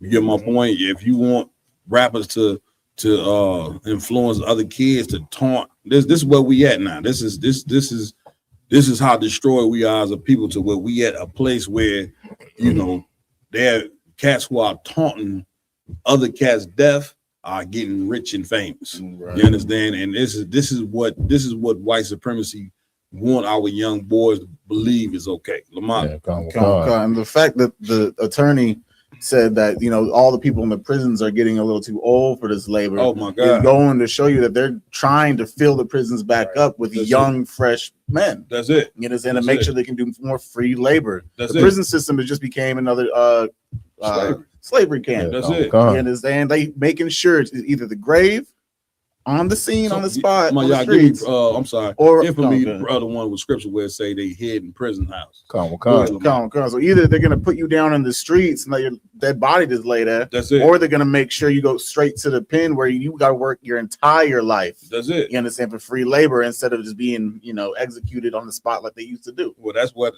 they doing with the cats that's in prison. They using their labor. He letting you know that these other cats is dying off, and we need a fresh crop of young men to replace them. You understand? I'm coming to you, Priest.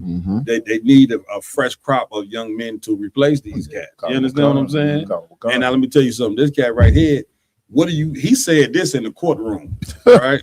So what do you think these cats is saying behind closed doors about black youth? Good night.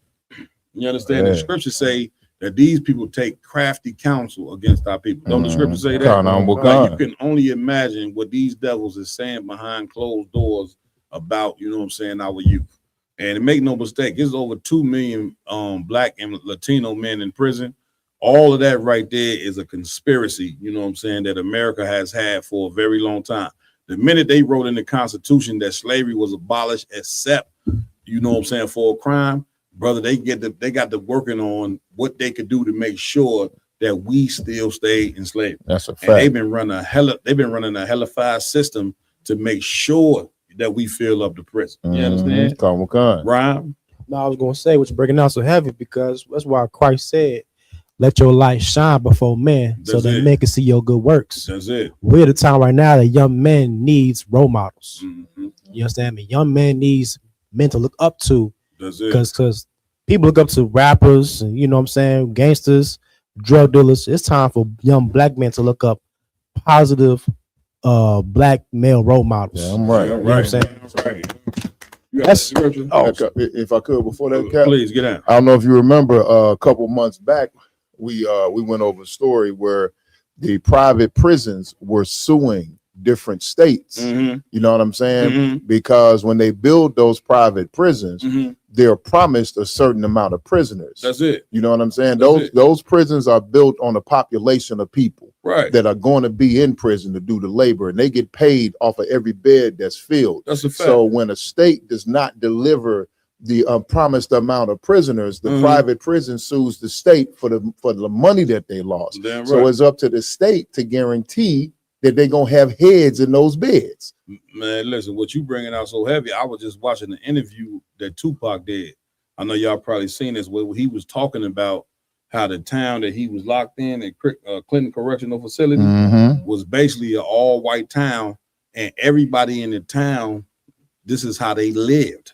You know what I'm saying? They lived off the economics that they got from the prison. And what's sad is it'd be a ton of these sundown towns that we ride through. Man, listen, ride through the cornfield, you know what I'm saying, long enough, you're going to see a big building where it's a ton of our brothers and sisters, you know what I'm saying, locked up in that prison.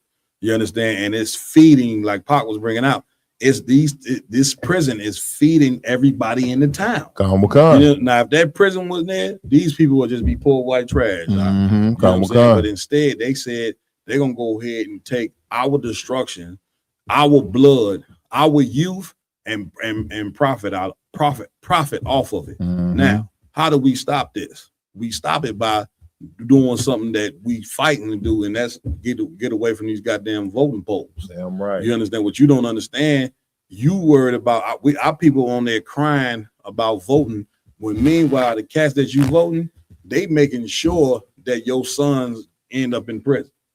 You understand? They making sure that it happens. You understand? Like, we got to step away from them damn voting polls and turn back to the Lord.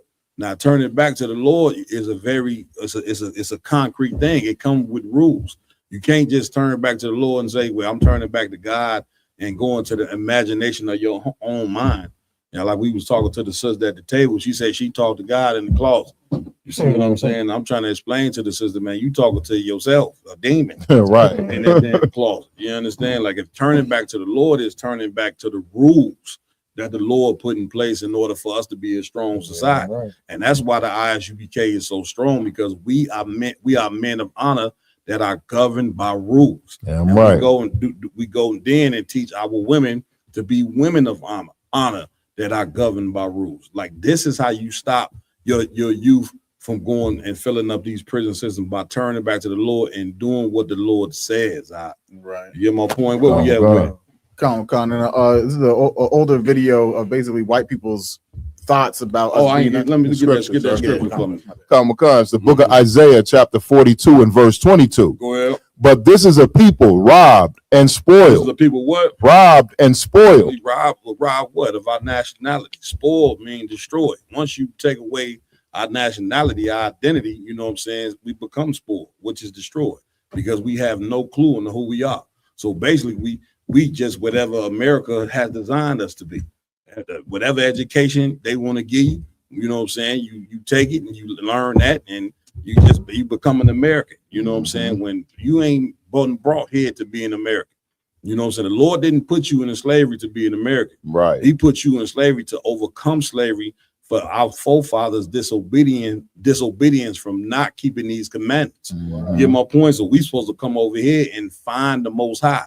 And we definitely ain't gonna find the Most High by going in the damn church on Sunday morning praying to the same God that the Ku Klux Klan is praying to. Right. You see what I'm saying? You would tell us, well, now we praying to a different God. Now you ain't. You understand? You praying to the same God. How do you know? Because when you pray to that white Jesus, who is benefiting off of praying to white Jesus the most? You understand? The Klan is. Now you finding out that the damn people who work in the White House and who work in the House of Representatives and Republicans and all that, now you finding out that they Klan members. You see what I'm saying? Oh, you're so shocked by that. You understand? Yeah, you find out that they took off the damn suits, the damn white sheets, and put on suits and sitting up there in the damn Senate, you know what I'm saying, taking a pen, writing laws to destroy the whole fabric of the black family because they're against us. But yet you in church praying to their God, thinking that their God is going to be beneficial for us. And now you look up in 2026, you in the complete jam, and then you getting mad at us because we come out and tell you it's time to serve the nigga God. It's time to turn away from their God and give their God back, because their God ain't working for us. Right. And it only gets worse from here. I hate to tell you. You know what I'm saying? You looking at Donald Trump like he is the only white supremacist in America. You know what I'm saying? Apparently, white supremacy is what put him in office. That's right. You understand? That whole damn country is white supremacy. Right? Like, what world are you? Get out of this damn fantasy. That's what the prophets of the Lord, we are here for. That's what Commander Jenny Hanna is lead blacks and Hispanics for, is to wake you up out of this fantasy that you living in before it's too late. Because again, it only gets worse from here. You understand? Read. They are all of them snared in holes. All of them what? Snared in holes. Nobody know who in the hell you are. You understand? Nobody knows what happened to the Israelites after 70 AD. All they know is that they ran into Africa, and that's pretty much it. But listen, man, the scriptures say that if you don't see the sun or the moon, then the Lord say you shall no longer see my people. I'm paraphrasing. But nobody knows what happened to the Israelites after 70 AD, after the Roman Empire put an end to the state of Israel. You get my point? But we did the research, and the research that we did was so strong, we found out that the damn people that left Israel in 70 AD is sitting right over here in America with no goddamn identity, fitting the prophecies to a T. Oh my God. This shoe fits us right here. You know what I'm saying? To be men that got a moral compass, brother, this fits us very well. I'm right. You understand? Any more on that? Come on. Read. They are hid in prison houses. They are hid where? In prison houses. That's how you know that your religion is garbage. That's how you know that worrying about a 1964 voting bill is garbage. Right. That's how you know your whole world is garbage, because your sons are ending up in prison houses. Well, you know what I'm saying? This society and the things that we doing in this society is not working for us. Right. And the Lord is showing you the end result. Like, you looking at this video right here, of the one with the brother there. This brother looked like, what was he, 19, 20 years old? Come. You know, 19, 20 years old. This brother just threw away his life for nothing, right? And the reason why he threw away his life, because the leadership that black people have is just that ridiculous. You don't have any leadership. Right. That's the reason why our daughters are whores. Poor leadership. It's the reason why a young cat go to jail, be 21 years old, and some judge sitting there giving him 75 years or the death penalty. Why? Because the leadership has failed. That's right. You know what I'm saying? So for those, man, you know, like the brother asked his question, how did he become one of the 144? Get a brother a hand, because that was an excellent question. That means what we're doing in the ISUBK is working, because these young cats now want to find another way out of this. And guess what, brother? We have an avenue out of this. We got an avenue, you know what I'm saying, to make sure that you don't end up 16 years old in a damn casket, brainless, life over, you know, over nothing. Right. You know what I'm saying? We got the antidote to make sure that you don't sit in some damn courtroom, get 80 years, and then go in your cell and cry crocodile tears, because we know that's what you're gonna do. That's right. And this cat right here, man, listen, they're gonna get to him in that joint. You know what I'm saying? You can tell he ain't even built for that. They're gonna eat him alive up in there. Right. You okay? Any more on that? They are for a prey. They are for a what? For a prey. For a what? For a prey. No, a prey meaning we ain't doing nothing but get eaten alive in this place right here, because the people that's leading us, our politicians and our religious leaders, they are whores. And they will sell the poor black people out basically for a good career, to be able to get some decent salary. But as far as them caring about what actually happens to the ghetto, all you got to do is ride through the ghetto and see that politics is pointless. Right. Okay. Where we at on this, Lamar? Let's go. Come on. So we got a video from back in the day of a white lady telling her the true feelings of white people about slavery. Yeah, let's being on the plantation. Let's get it. Paint a picture for us of what it was like on the plantation in your early days. It was a lovely, happy time living in open spaces with many lovely colored people and animals and flowers and fields. My father had everything thoroughbred, from the pigs, horses, the dogs, and the people had to be thoroughbred. And we would get into a buggy with him and drive to the plantation from what we call the pine land where we live. And we would spend every Saturday, this was, and we would spend a day and we would have a heavenly time. And old April, he was the dairyman. That's all he did. All he did was to skim the cream over these great big bowls of clabber and put them in the wooden churn and churn this marvelous fresh butter. That was April's job. He didn't do anything else but love us and skim the cream. If you could, would you paint a Stop it right there. Come on, Roman Juan. Get me right. Point out the elephant in the room, Salakia. The sister, I mean, not the sister, Salakia, the Edomite, when she first came on, she said, I remember the days with the colored people and the animals. Like she put them together as if the colored people and the animals were simultaneously put together. That's exactly what she telling You know what I'm saying? That's exactly what she telling you. Listen, she said, first thing came out her mind when he asked about the plantation, she said these was lovely times. You see what I'm saying? Like, again, we play videos like this to show you the psychosis of these people that you live in now. Right. Like, you couldn't tell her that having human beings as slaves was wrong. Right. You understand? Now, this is somebody's grandmother. What you think she taught her grandchildren? You get my point? Like, racism passes on from one generation to the next. That's right. America can't run without racism. That's right. If they was to put us on an equal playing field with them, then we would naturally take over America. Don't you know that? Like, black people, we are a blessed people. We are. There's no race of people more gifted than black and brown people. That's right. So if they was to put us on an equal playing field, they know that we would take over their country. Now, do you think they fought all these wars to just hand you over their kingdom? Like, what in the hell are you even talking about? You understand? They did all them wars: Civil War, World War I, World War II, put you into slavery for 400 years. They did all this to establish their kingdom. Now, what make you think they're gonna do all this and just say, "Here, black people, go ahead and take this kingdom"? Because that's what you're asking them when you saying, give us equal rights as far as voting. Right. Give us an equal playing field.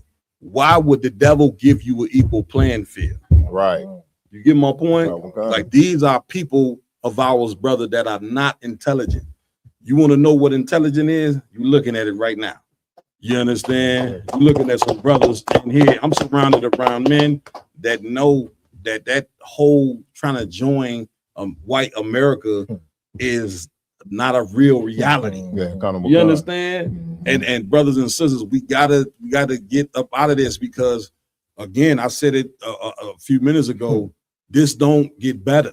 Like, Donald Trump already told you, we're gonna make America great again. And they already making the steps to do that. Taking away, you know what I'm saying, making it hard for you to be able to vote. That's part of making America great again. You had one of the senators come out and say, what? He want to put young black kids, you know, take away their phones and have them working in the fields all day. You just heard a white man get up there and say something about, you know what I'm saying, we need his blood. I mean, his sweat and tears instead of putting him to death, right? Do you understand where the hell you living in? Right. You don't understand where you living at. You are in a full out fantasy. You in the what they say, the matrix. You are in the damn matrix, and you are totally out of touch with reality. And so when you look at the ISUBK, the prophets of the Lord, we the brother on the end of the bed when the fire is burning in the house and you sleep. We the brother on the end of the bed shaking your leg and throwing war on you, trying to wake you up. You know what I'm saying? Before these people come with the final solution. Yeah, I'm right. And they coming with the final solution. Yeah, I'm right. Y'all were done.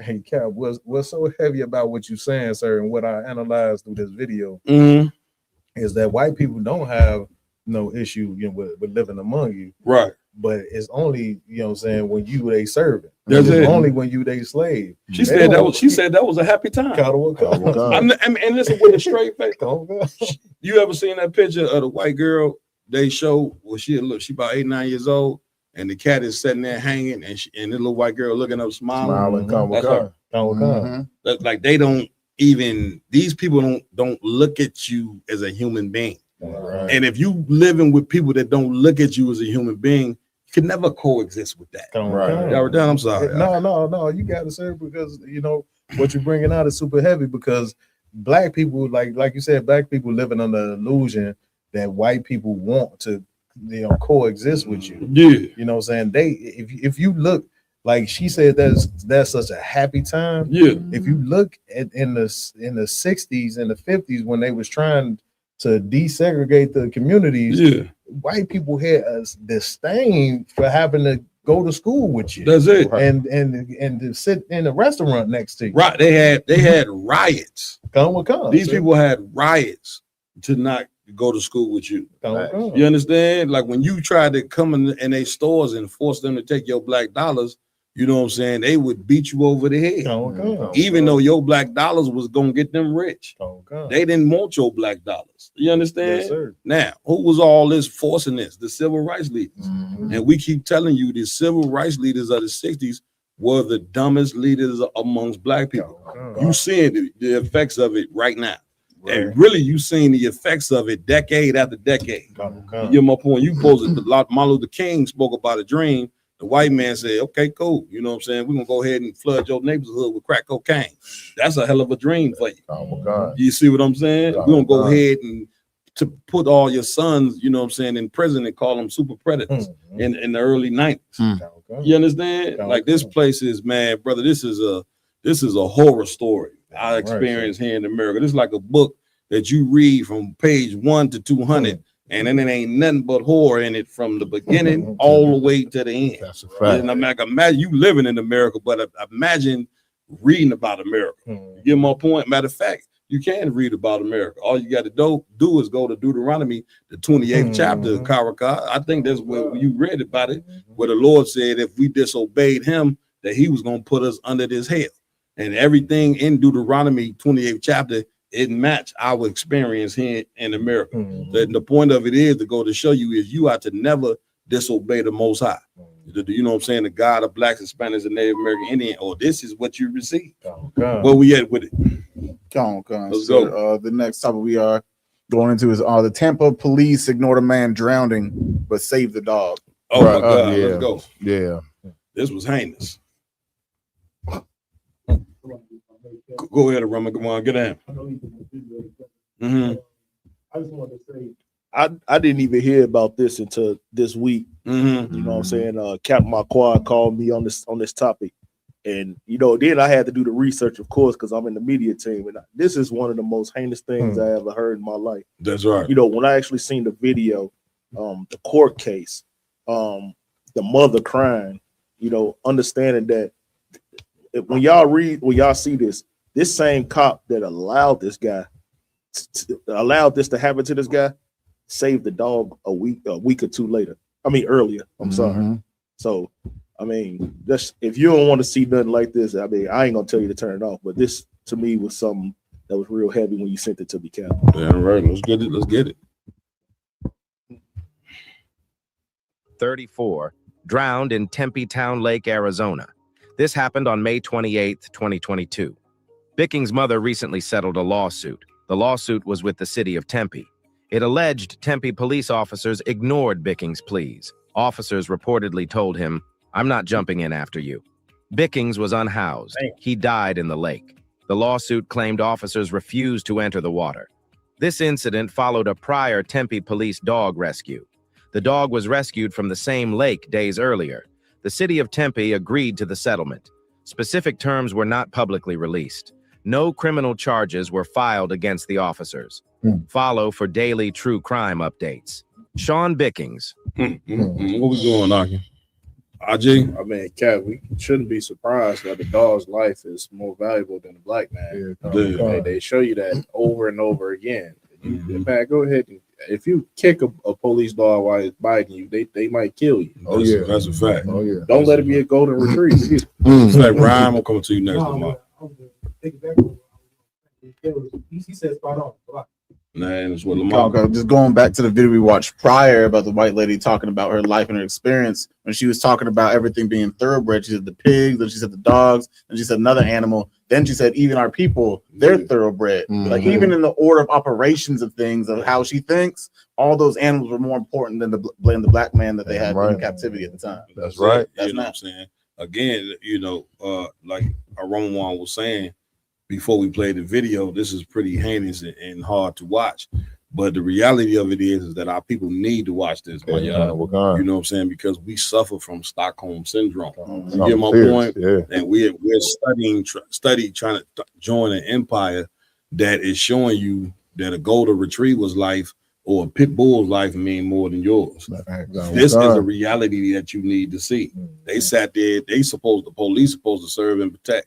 Black people pay taxes, don't they? Police get paid from these taxes. Now, listen, when they gonna start serving and protecting?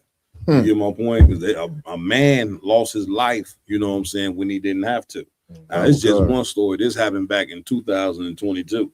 But the thing of it is, things like this is happening in America every day. Every day, a story like this is happening, but you don't hear about it until years later. You understand? And again, you need to see this, black man, you know what I'm saying, so you can understand why would you now take yourself and join a military that believes a dog's life is more important than yours? Because don't think that you're any different from the brother that drowned. Like we all the same people. You understand? If a black man do a crime right now, get away with it, and you get off work and walk up the block, you going to jail for 50 years. You get my points, which goes to show you that we are all tied together. So when something happened to one of us, it happened to us all. Now you should be, story like this is supposed to make you get serious about serving the Lord. You get my point? Not feel sad. You can feel sad for the brother's life or whatever the case may be, but look at the reality of what the Lord is trying to show to you. The Lord is talking to us every day, and brother, we not listening. All we want to do, we want to get high. You see what I'm saying? We want to serve marijuana, you know, and play video games all day and smoke weed and think that is, you know, something important in life to do. You know what I'm saying? Meanwhile, brothers is drowning to death. Right. You get my point? They drowning to death, and yet a week earlier they went in the lake, same lake, and saved the dog. You right? Same police. And these the people that you believe that you're going to join. Right? The Lord said, who could make straight what I made crooked? The white man was made crooked. You can't change him. No matter how much you sing to him, no matter how much you dance for him, no how many jokes. Kevin Hart said right there and let the white man call him a nigga live on his ropes. Right. You know what I'm saying? That was another. It'd be so. That's what I'm saying. There'd be so many stories to get to. You see what I'm saying? He sat right there and took that on the chin. You understand? I don't even know what with these damn roasts they come up with. You know what I'm saying? But anyway, Ron, one, you had your hand up. Please get down now.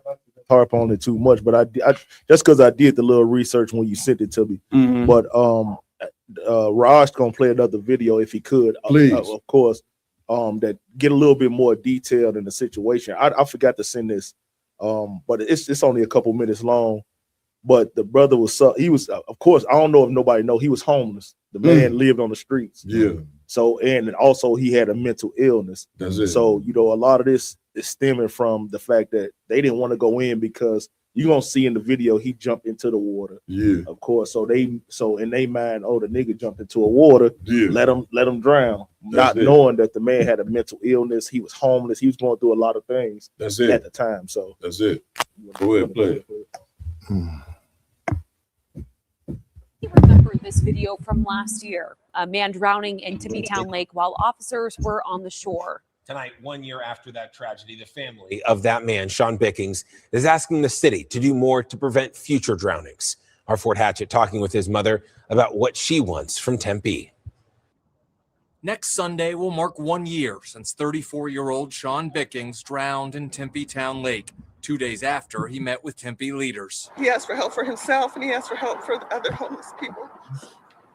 Unfortunately, help didn't come soon enough for him. Bickings' mother revisiting the lake where she lost her son. Sean was my only child and I worried about him all the time, endlessly. but never could I have imagined him dying the way he did. Body camera footage from last May shows Bicking jumping into the water and swimming away from Tempe officers. Eventually, he cried for help, and none came. His family is seeking $3 million in damages from the city, citing tremendous grief. A Scottsdale police review determined the officers should not have gone in after Bickings, citing a safety risk. I just wasn't able to come out. It was just too hard, and it still is. Walking along Tempe Town Lake nearly a year later, the family worries still not enough is. Stop it right there. I will on. Come for good, Cap. Go ahead. I'm not surprised. In Tempe, Arizona, is a city in Arizona where niggas from other towns are known to move to. Right. I know a ton of people from my city that moved there. Tempe, Arizona. Yeah. Right. So I'm not surprised that this is a racist police town. Right. The cops there, so that's another nigga. That's Another it. Nigga. Yeah, I mean, so just the whole atmosphere of Tempe, Arizona, I'm not surprised. Well, the video we played before this, the woman said, you know what I'm saying, you was a thoroughbred. Right. You know what I mean? She compared you to cattle. You know what I'm saying? And then do you think their mentality just changed? The brother said, he said, what do you need to be, he said, what do you need to be put on an even playing field? What does that look like? Well, according to Martin Luther King, you know what I'm saying, he said that America's supposed to hold true to the Constitution, right? Didn't he say that? Where every man was created equal. That's what the whole voting rights is about. Like the voting rights is about you're asking America to treat you fairly. You understand? And that's just saying something that's just not something that's ever gonna happen. Right. You're never gonna be treated fairly in this place. This is a story to prove it. You see what I'm saying? This is 2022 that this happened. What more do you need to see? You know what I'm saying? So this again, looking at this is supposed to motivate you to want to be separate from these people. Like Martin Luther King had a dream about one day white girls holding hands with black boys and vice versa. You see what I'm saying? I got a dream too. My dream is one day little black boys hold hands with little black girls and come together. You understand? Hispanic, you know what I'm saying? Girls get together with little black boys and Hispanic men get together with black men and rule the planet Earth. That's my dream. Right. You know what I'm saying? And part of my dream also is while we ruling Earth, I like to see the people that had us in slavery go into slavery. Damn right. So Martin Luther King's dream is a little bit different from mine. Now, hopefully my dream comes true. Y'all done? It's so heavy of what you're saying, and going back to the other video that we just watched, you know, saying her talking about, you know, saying slavery times like it was a paradise, lets you know, like from a certain person land, your hell and your destruction can be a paradise to somebody else. So you got to understand that, you know, saying in order for you to be in your paradise, somebody else got to be the ones that's suffering. You know what I'm saying? And that's what, like you just said, that's what needs to happen. The people that benefited from our people suffering, they need to see the flip side of that. Well, listen, this cat came on here. He on my little Monster Midwest page. He said, "Keep dreaming, my boy." In other words, saying the dream I just said, I should just keep dreaming. Well, my response to that will be, you know, back in the 1600s, before America was started, the forefathers, they dreamed about America. You know what I'm saying? About having a strong white nation and a strong white kingdom. And guess what? We living in it, ain't we? Facts. You know what I'm saying? So dreams do come true. Now, you can say dream on.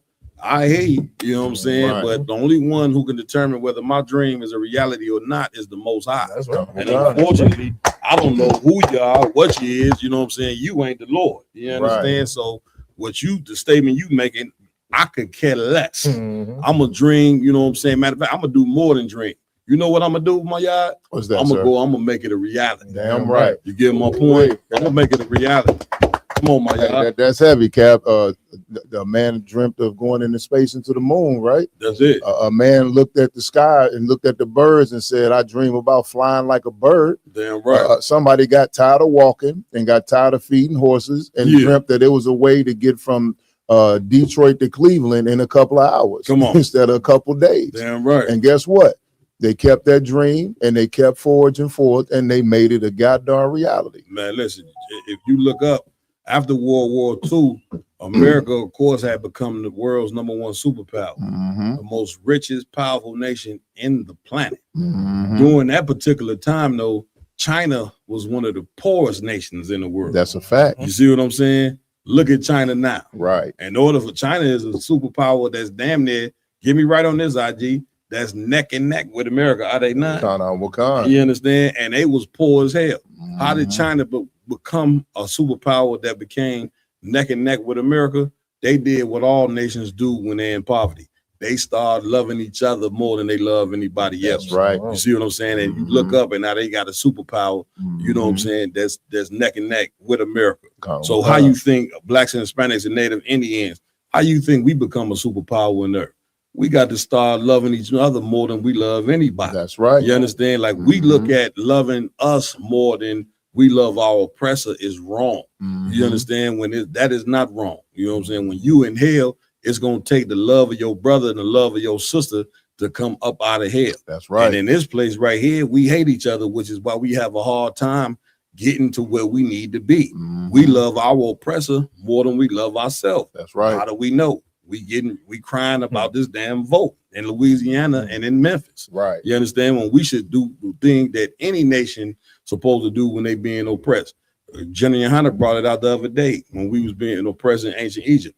Moses convinced the Israelites to go serve their God, which means he walked away from the love of the Egyptians. Right. And if you are Black, Hispanic, and Native American Indians, the solution for us getting fixed is walking away from the love of walking away from wanting to be loved by America. You get my point? And when we focus on loving ourselves, man, we are on the own businesses in our neighborhood. That's a fact. We'll be able to teach our children something that that's tangible. You know what I'm saying? Something that they can walk away with, namely repairing the family. Right. And teaching the children how the Lord really instituted marriage. Right. You see what I'm saying? Like God. this is what we need to turn back to. All that other stuff is frivolous. Damn right. You understand? Come on, Karaka. Get Karaka. Mike, get Karaka a hand, man. Strong preaching prophet in here, man. Get out, bro. Come. So what I want to say, what you saying so heavy. For any blacks and Hispanics that's out here watching this show right now, that comment that you just read, this is why you should stop trying to love a people that hate you. Damn right. They want you to stay under their foot, but yet you come up against us about how they can repent and how they can do these things. But deep down in their heart and their soul, they never want to be with you. They always want to be over you. That's it. That's all I want to say. That's it. Where we at with it? Come on. Next we have psychology behind the so-called white man's lack of empathy. Let's go. Oh yeah.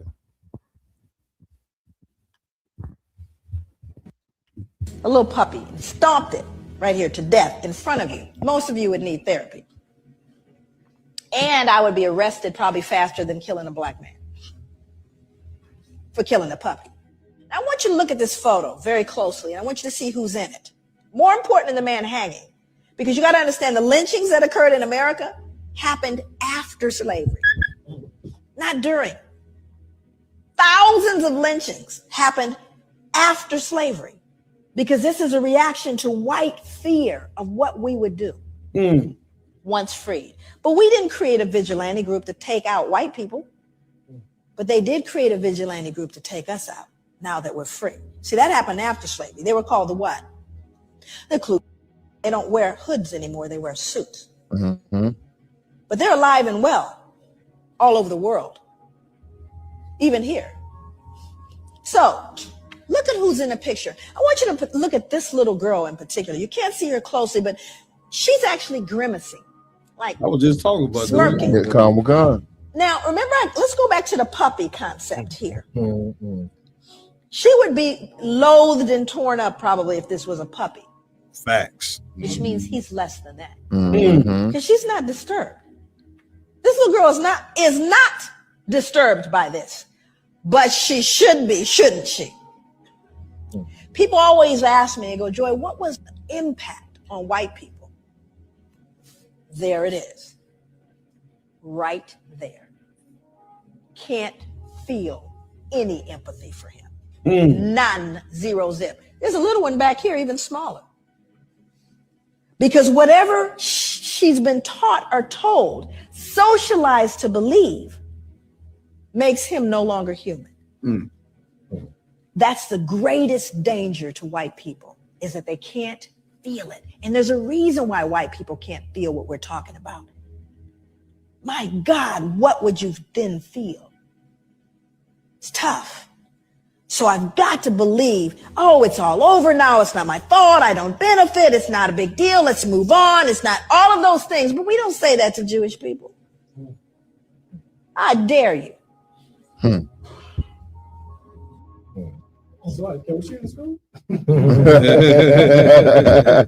Sister, you know what I'm saying? Get a sister hand. I'm right. Go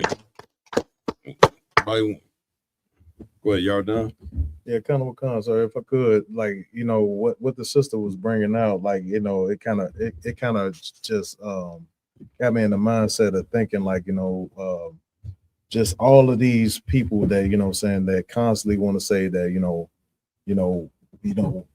like when it come down to white people, it's like, you know, they don't have any empathy, you know what I'm saying, for what happens to black people. So it's like, for you even, you know, saying, feeling like a white person can actually, you know, saying, understand what the black plight is and what we going through and what we speak upon, of course they're gonna tell you constantly, you know, get over it. You know what I'm saying? Like, that was a long time ago.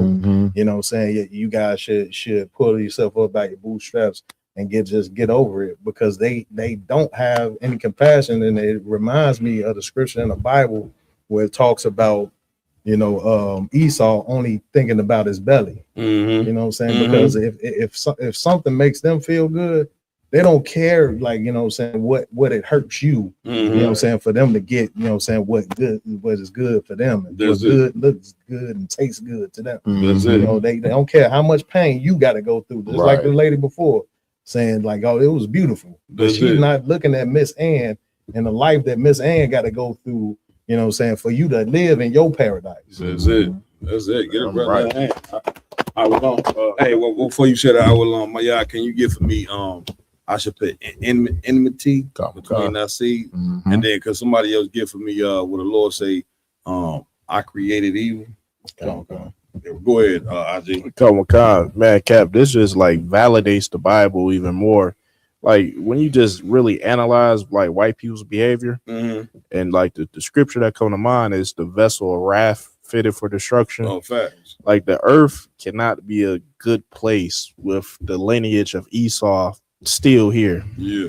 Like in order for the earth to be a good place, white people cannot exist. Right. That's and the sister, she just crystallized that for you. Like a little child is smiling, looking at a black man hanging from a tree. Yeah. And you think living with these people, you gonna have a good life? That's it. Listen, man, get a brother a hand for that. Right. The one thing, you know what I'm saying, that I'm coming to your wrong one that the sister didn't understand. She did a great breakdown. What she didn't understand, though, she said that's what these children are being taught.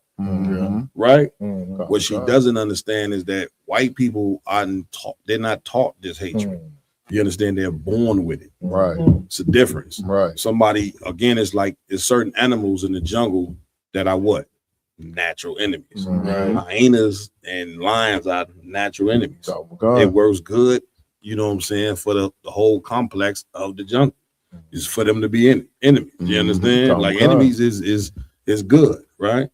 So trying to teach white people, you know what I'm saying, that they should love us or that they should change from what they're doing, like our lumber saying, is pointless. Like the whole point of us showing you this video, and the whole point, hopefully, that the sister is showing you, is for you, black people, to wake up and say that, man, it's no use in us trying to get together with them. You see what I'm saying? So then you wouldn't be worried about what? Voting. Right. You wouldn't be worried about trying to join America. None of that. Because you would say, well, these people ain't being taught this hatred. They're born with it. Now, what I'm telling you is in the Bible. I'm about to show you right now that the Lord made these people your enemy. They ain't taught to be your enemy. The Lord put it in their DNA for them to hate you. So you can't change them. But what you can do that we ain't been doing is learning to love yourself. Right. That you can do. Give me what you got. It's the book of Genesis, chapter 3 and verse 15. It's going all the way back to the book of Genesis. Read. And I will put enmity. I will put what? Enmity. Enmity is hate. That's what enmity is. Read. Between thee and the woman. Between what? Thee and the woman. This is what the Lord said to the serpent. The serpent, for you Christians don't know, was an actual man. Right. That serpent, the white man carries that same spirit that the serpent, he was the serpent. The white man was Cain. The white man is Esau. You understand? He got just like you got a lineage that come from the Bible, he got a lineage that come from the Bible. Right. You understand? And it started with him being a serpent. Read. And between thy seed. And between what? And between thy seed. Read. And her seed. And what? And her seed. Her seed is Eve. You understand? The Lord said he was going to put hatred between us. And that's what you see. This is out of the book of Genesis right here. And that's what the Lord, so ain't no use of, it's pointless to try to even say, well, we going to show them all the things that they done to us, and then hopefully one day they'll change. Right. That just ain't going to happen, man. Right. When the Lord said he going to put, hey, you can't change something that God put in place, man. Right. You understand? You could drop that. What was the other one I called? You got that one? Come on. Read that one real quick. I got Isaiah chapter 45 and verse 7. Mm-hmm. Can I start at 6, sir? I think the one I'm looking for is Proverbs 16 and 4. Somebody get Proverbs 16 and 4. Read what you got. Come on. Mm-hmm. Isaiah chapter 45 and verse 7. Go ahead. I form the light and create darkness. And what? Create darkness. Read on. I make peace. I make what? I make peace. Read. And create evil. And what? And create like evil. The Lord is the one that create evil. And there ain't no other people on the face of this earth that's more evil than the so-called white man. Right. And the Lord created him. Now, you might ask, why did the Lord create him? He created him to show you Israelites what happens when you disobey him. Right. And they go in the book of Deuteronomy. And well, this once again, this why you got to come to class. If you're a Black, Hispanic, and Native American Indian, we could break all this down for you, man. It's cool to go to school, to college, university, get the degrees. Don't be like Dr. Brian, you know what I'm saying? And be lying about a doctorate that you ain't got. Talking about the university burned down, the records burnt down, the internet don't work, none of that. Don't be like Dr. Brian. Okay, just flat out lie. Like the sister sit there and she has a mental illness. I'm dead ass. Like she's sitting there on high popular radio shows, full out lying in front of millions of people with no care in the world. Again, she ain't doing nothing different than what your preacher doing. That's right. Your preacher getting up there every Sunday, and for the some of these churches got 20,000 people up in there, and he ain't got no problem getting up there every Sunday and lying. So she just following the same recipe that come from the church. You get my point? But again, there's nothing wrong with going to get a degree. There's nothing wrong with going to college, graduating high. You should do all these things. But if you are so-called Black, Hispanic, and Native American Indians, you are part of the 12 lost tribes that lost their identity and went in slavery. That's right. So the one piece of education that you need, that we all missing, is the book of the Lord. That's right. The book of the nigga God, like we like to call it. Hell, we can go in the Bible and show you that God is a nigga in the Bible. That's not hard to do, is it, Captain Jared? Is that hard to do, Captain Ryan? You see what I'm saying? This is not hard. We could go on here and show you that Jesus Christ is a nigga according to the Bible. I'm right. Not Middle Eastern, because you see they're trying to run off with that lie. Right. UPK, you've been showing you that Christ is a black man, and here they come with another lie. Well, he was a man of color, and I wouldn't say he was black. He was Middle Eastern. like they don't want to give you credit for nothing. Seeing that it ain't like, who could deny a black man and a Hispanic man's greatness? Like, you gonna try to deny our greatness? Right. You understand? Like, I mean, come on now. Did you get Proverbs 16? Come on, I got you right here, sir. Proverbs 16 and 4. We're gonna move on. Let's go. The book of Proverbs, chapter 16 and verse 4. Let's get it. the Lord had made all things for himself. The Lord made what? All things for That's how himself. the Lord worked. The Lord made all things. He made us. He made the so-called white man read. Yea, even the wicked. Even the what? Even the wicked. Even the what? Even the White wicked. man is the wicked. America is the wicked. Read. For the day of evil. For the what? For the day of See evil. that? He made this man just to punish you when you do wrong. You know what I'm saying? And guess what? He over the top of you now because we didn't did wrong. Now, boys and girls, I got to talk to you like Mr. Rogers now. See what I'm saying? That's how you Mr. Rogers talk on channel WGN. Was it WTT? I thought it was WGN. No, you right, you WTT. WTTW Chicago. Right? Mr. Rogers used to tell you, boys and girls, this is how I got to talk to you. You see what I'm saying? Guess what, boys and girls? If disobeying the Lord is what put the white man over top of us, guess how we get him off the top of us? Right. Boys and girls, let's learn a lesson here. Think doing what the Lord say will get this man from off from ruling over the top of us. What you think, IJ? That's a fact. I think that's about give me Captain Lamar, give me right on that. I think that's the recipe, that's there from getting up under this rulership is let's start doing what the Lord say to do. And I think we'll be all right. What we at with it? Come on. We got a video of a Dr. Leona Tate. Now, she really a doctor? I got to question everybody. I'm sorry, brothers. Dr.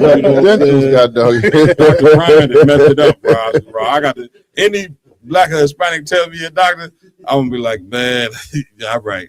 Let me see your certificate. No, I'm joking. Go ahead. Come on, she's going over her testimony about what's happening over with the Civil Rights Act. Let's do it. On November 14 in 1960, I, along with two other 6-year-old girls, walked through an angry mob to integrate McDonough 19 Elementary School in the lower Ninth Ward of New Orleans. I was one of the McDonough Three, along with Tessie Prevost and Gail Etienne. We became part of history because our parents believed that we deserved an equal education, that we deserved dignity, and that we deserved a future without the chains of segregation. I went through something no child should go through to desegregate our state. And now, 65 years later, I'm watching as lawmakers attempt to go backwards and segregate us once again through disgraceful voting maps. Many of the supporters of this action seem to think the people believe them when they argue this is not about race. Let me be clear, none of us believe that. So now we move backwards with a Supreme Court decision that will go down as one of the most racist rulings in our nation's history. A decision that tells Black Louisianans that the representation we earned, that we marched for, that we bled for, can simply be drawn away by politicians with a pen. I am 71 years old, and I have spent my entire life in service to the idea that this country can be better than its worst impulses. I helped transform a school, I helped transform a city, and I have not given up on this state. But I need you to understand what it feels like to stand here, to have walked through that mob as a child, and to now watch elected officials do that same thing that the mob was trying to do. You have a choice in front of you. You can draw a map that reflects who Louisiana actually is, a state where Black voices belong in the halls of Congress, or you can draw a map that tells my grandchildren that your votes don't count, that their faces don't matter, that the progress I helped build with my own 2 feet as a 6-year-old girl can be erased at will. I walked through that mob once. I feel like I'm still walking through it. And I'm asking you, do not make me have to keep walking against you. Honor the people of this state and let the history you make here be one you can defend to your grandchildren too. Thank you. Good night. All right. Ryan, let Ryan get the mic first. Come on, Captain. We've been telling y'all this since 1969. We told y'all it is time to gather yourselves together, old nation, not desire. Facts. You know what I'm saying? And not to mention, instead of going to the white man to beg them to like join them, we should also hold these preachers accountable. You know what I'm saying, for all the hardship that they put us through for this type of mess. Mm-hmm. You know what I'm saying? Right. Yeah, that's all I'm gonna say. Okay. Mark. Okay. She talked about having to fight against the mob again. Like, when did we ever stop fighting against the mob? Facts. You understand? Didn't we have a whole bunch of Million Man marches? Didn't we have all these protests through the Black Lives Matter and all this? We've always been going against the system. You understand? So talking like this, we're going backwards. We've been staying the same for God knows how long in this country. You understand? She gets to see it. So she lived the entire experience with Civil Rights Act. She should know that nothing changed in the first place. You understand? But that so-called love for the white man you have so embedded in your heart because of Christianity, you can't open your eyes to see it's a trap. Right. I'm coming to y'all, but I just want to say something. Did you see at the beginning of the video? And she's doing all this talking and all this deep. The white man sitting right there fixing. He doing it. Look at everything. He wasn't even paying attention to her. Right. Like with the point of he don't even care what she's saying. Next. Like, and then they in Louisiana, New Orleans, right? God. Okay, you black people that's down in New Orleans, Louisiana. I don't think you learn. I don't think the what is it called hurricane? Katrina. I don't think you learn from Hurricane Katrina about how these people feel about you. Okay, for some conspiracy theorists say that whole flooding was constructed. They say they blew up some walls and flooded your town out, but somehow the white town did not get flooded out where the white people live. And then when you try to run to the white town and run from the flood, they were standing on the bridge with shotguns. And was shooting black people. You ain't learned. You understand? Hurricane Katrina, that was 20-something odd years ago. So it's not, which I'm gonna tell you, here's the thing of this. The psychosis is like, we don't got no hope in this place. That's right.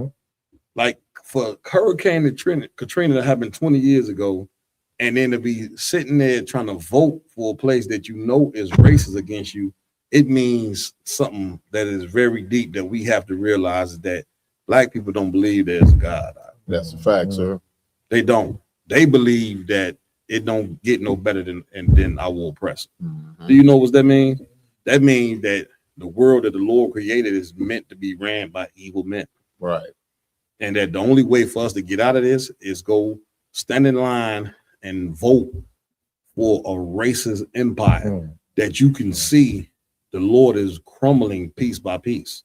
If he wasn't crumbling it, why in the hell would the gas prices be as high as they are? Why would the food prices be as high as they are? You understand? Like the Lord is going to plague the hell out of America the same way he plagued H&E. That's how I know you Christians don't read that Bible. Because if you read that Bible, you would understand that you're in ancient Egypt, you dumbass. Right. You would understand that the white man is Pharaoh, you big dummy. Right. And what did the Lord end up doing to Egypt and Pharaoh? He destroyed it because they had the children of Israel in slavery. So what you think he gonna do to this place? You supposed to be making a mass spiritual exodus out of this place in a hurry. Now, what does that mean? Man, you better leave that homosexual lifestyle that the white man convinced you is okay, and that God in the New and Old Testament tell you is an abomination. You better put that weed, that cocaine down, the molly, all them drugs that you fit. So some of you, man, you can't even function without a damn drug. Right. The minute when you go to sleep, you got 7 different drugs flowing through your stupid ass brain. You can't even think straight. You understand? But yet you know how to go vote though. You understand? You're popping mollies and everything else, but you is standing in line ready to vote. Then you ain't that high. Damn. Once again, this happens right here, Captain Avalon, from poor leadership. The leadership that we have as black people is a clown show. Right. Like them preachers, instead of wearing alligator shoes, every Sunday morning they should show up with clown shoes on. Right. And then the people will be able to see, well, this is a clown up here teaching every Sunday. You understand, Avalon? Man, Cap, to your point, like ain't no moving forward in America. And this is what I just can't understand. We came here as slaves.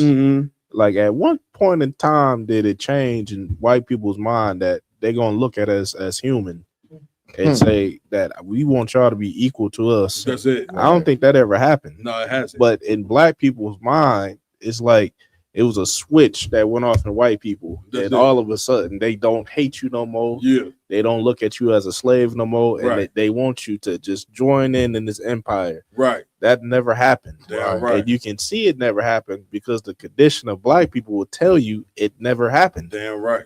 Damn right. Give Damn it up. right. Give it up. Come on, my y'all. Talk to me. Hey, it's like I said, and for that sister, you know what I mean? And no offense to the sister, you know, she's been lied to and brainwashed her entire life because she's talking about how she faced that mob and walked through that crowd. I mean, and I'm sure what the sister went through trying to integrate them schools back in the days was a terrible thing.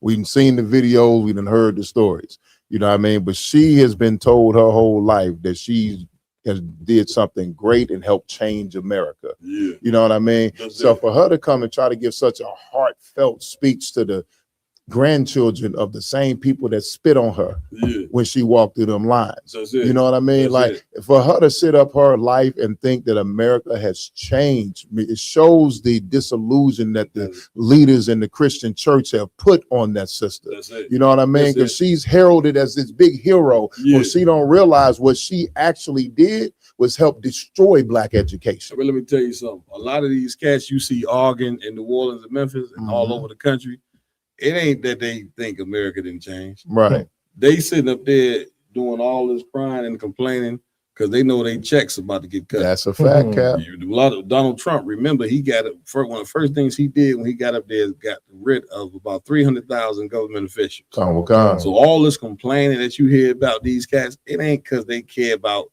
the poor people in Gary, Indiana. Mhm. It ain't because they care about the poor people in Memphis. Right. It ain't because they care about the poor people in New Orleans. Right. These cats is worried about their government check getting cut by the government of the United States. Cut out That gun. is it. That is all. They ain't worried about the well-being of their people. Because if they was worried about the well-being of their people, then they would turn to the Lord to fix that situation. That's right. How did Moses fix the Israelites? Did he say, let's go vote for the Pharaoh, for the new Pharaoh? Right. Did he do that? Lie, No, I don't sir. think he did. You understand? He told Pharaoh, let my people go serve the Lord. Right. And that's what we supposed to be doing as blacks, Hispanics, and Native American Indians. It's time for us to go turn and serve the nigga God. Damn right. Get up out of this situation. Damn right, sir. God damn it. Come on, man. What we doing here? Come on, Ramawan. Please. It's so heavy. Like first and foremost, that was Big Mama. Yeah, Cap talk about Big Mama all the time. That was a sister, an older sister back in the day. Yeah. You know, that fought, you know what I'm saying?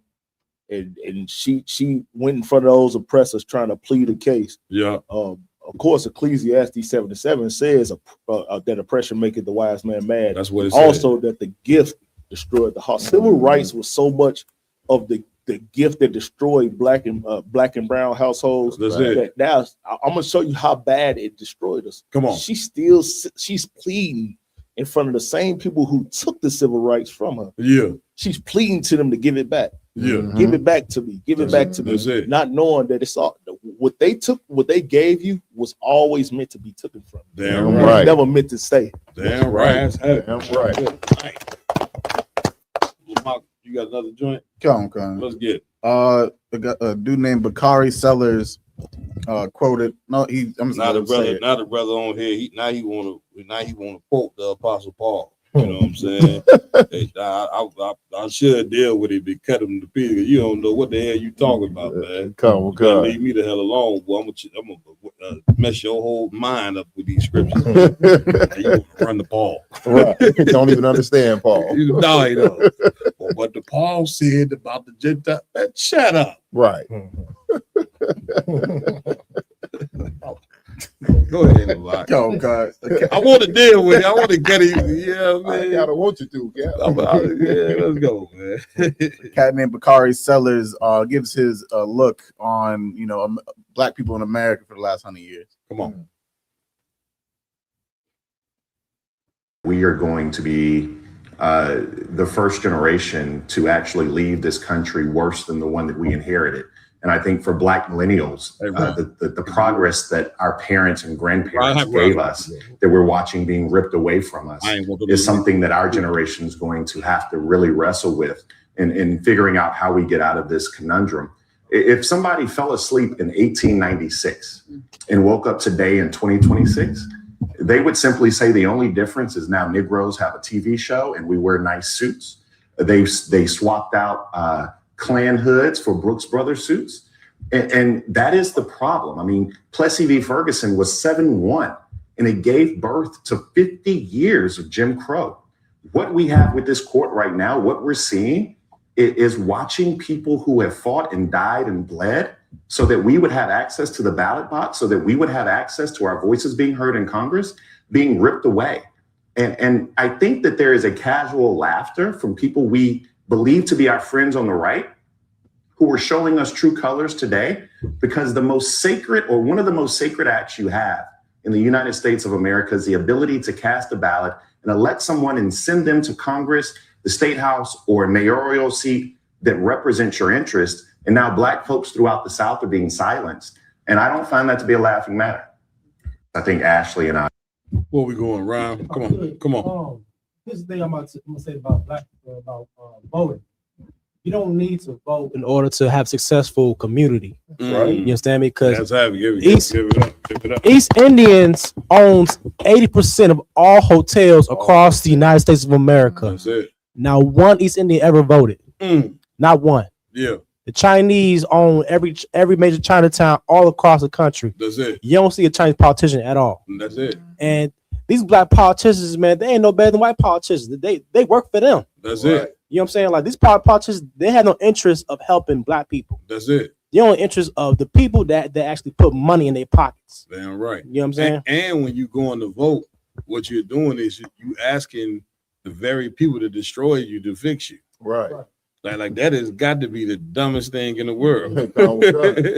Well, I would love. I was gonna say, a black politician is the same thing as a black rapper. Whatever the record company tell them to push, that's what the rapper gonna do. That's Whatever it, right. the Democrats or Republicans tell a black politician to push, that's what they gonna do. Damn right. You know what I'm saying? Give them up. Give it up. You know what I'm saying? My y'all. Hey, Cap, and the brother Please. said about we gonna be the generation that leaves this generation worse than the last one.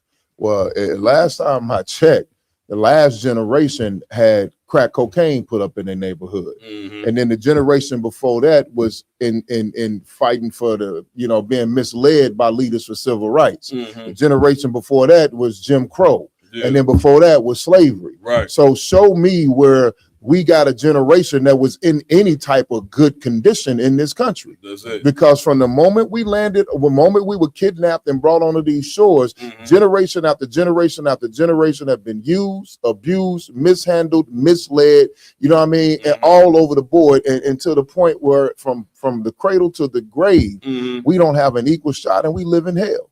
Man, listen, what's so sad is I watched the video, you can see that the brother is just totally lost. You can listen to him talk. He's well educated, probably went to a couple colleges, schools, you understand? And the brother has no clue that he's sitting up there talking to a devil who don't even care about nothing that he's saying. Just like the sister. Just like the sister. You understand? Where he's sitting there trying to plead with the people who do not want to hear his plea, which it goes back to the Kerner report that they did in the 60s, where they said the most revolutionary of us was those brothers and sisters that lived in the hood. My case in point is this. It's like the more education that some of us get from the white man, the dumber we get. That's right.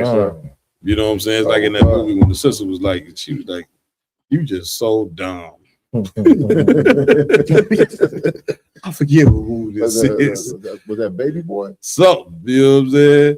But I'm looking at this cat like this cat, he really believed what he been taught, which is be a good American, believe in the American way, vote and all that, and everything gonna be okay.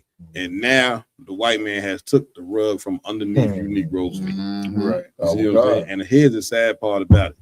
You can't do anything but complain. Right. Like you don't have any power to stop them from doing what they doing. Right. You understand? Which make the brothers the brothers who in ISUBK and sisters are we the most intelligent amongst black people, man. Right. Because here we are building an infrastructure. We got schools in the UPK. Do we not? Our homes is together in the UPK. Are they not? Families together, beautiful marriages, and all of that. And the reason why we have a community in the UPK, the reason why you go to Passover and see thousands of brothers and sisters from all over the country is because we ain't worried about voting. Right. We ain't worried about getting in. You understand? Like, we not worried about getting in white people's business, man. Right. Get out of their goddamn business, man, and come fix your own. Captain Ryan just said it. The East Indians ain't worried about voting. Nope. You don't see it on CNN pull up the East Indian vote in the 50 states. But the East Indian is in black neighborhoods taking all your money, you dummy. You don't see the Arab vote, but the Arab is in your neighborhoods cooking you horrible fried chicken. Ain't washing their hands, nothing. They fried chicken. Arabs in my neighborhood, man, one day I told you, I looked, he was scratching his ass while he was frying chicken. I said, man, you can cancel that order. I don't want Good. He you know what he did? He said, oh man. Scratching his ass while he fried chicken. You think that the Arabs, they ain't worried about vote. The Chinese, they got Chinese stores in all black and Hispanic neighborhoods. Do you see them putting up a Chinese vote on CNN? Lie, sir. Now, who you see voting, pulling up on CNN? The black vote and the white vote. That's it. What the hell you is involved in voting for when you in hell? And you seeing that the voting is totally useless to your situation. Right. If we walk away from voting, if we lose faith that America is going to be there for us, that's going to be the key to fixing us. That's my point. Like black, Hispanic, Native Indians need to start understanding pleading to the white man is not going to be a solution for you. The solution that you need to do is start pleading to the Most High in Christ. That's it. But there's a way to do that. The only way you can plead to the Most High in Christ is when you start following the laws, statutes, commandments. That's when your pleas will be heard. That's when a real change will be made. You understand? And through those pleas that the Lord hears, are in the ISUPK. That's why we do all the classes, the camps, the giveaways, all the things we do. Is because we're pleading to the Most High for y'all's sakes. Because we found the answer that pleading to the white man is irrelevant. Get a brother a hand. Hey, you said something heavy, turning to the Most High in Christ is the way.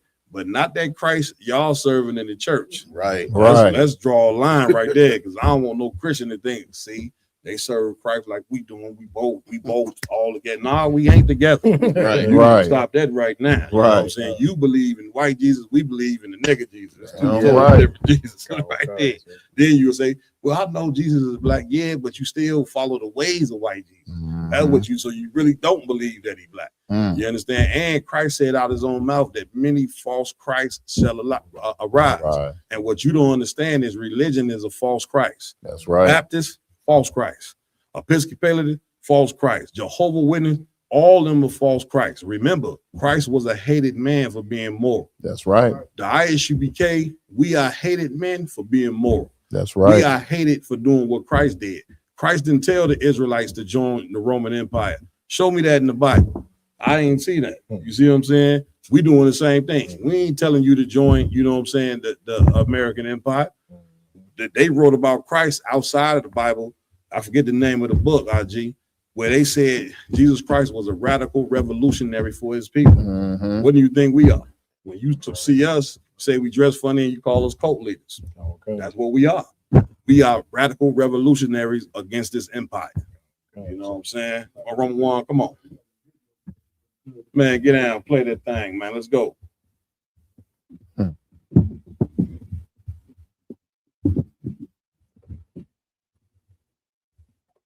Maybe a cup of coffee.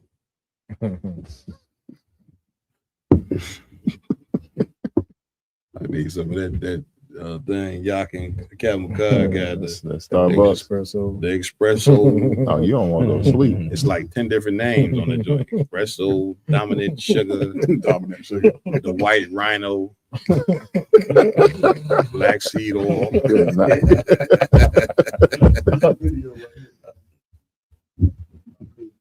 Oh, you got going crazy online with this one. So.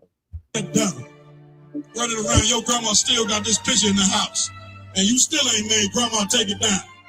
You know, I made my grandmother take it down before she passed. I say, Grandma, according to the Bible, Jesus Christ is a nigga like me. Right. And that's the absolute truth. But you know why people don't like it? Because everybody hate a black man that have a moral compass. This right here ain't nowhere near Christ, man. That's right.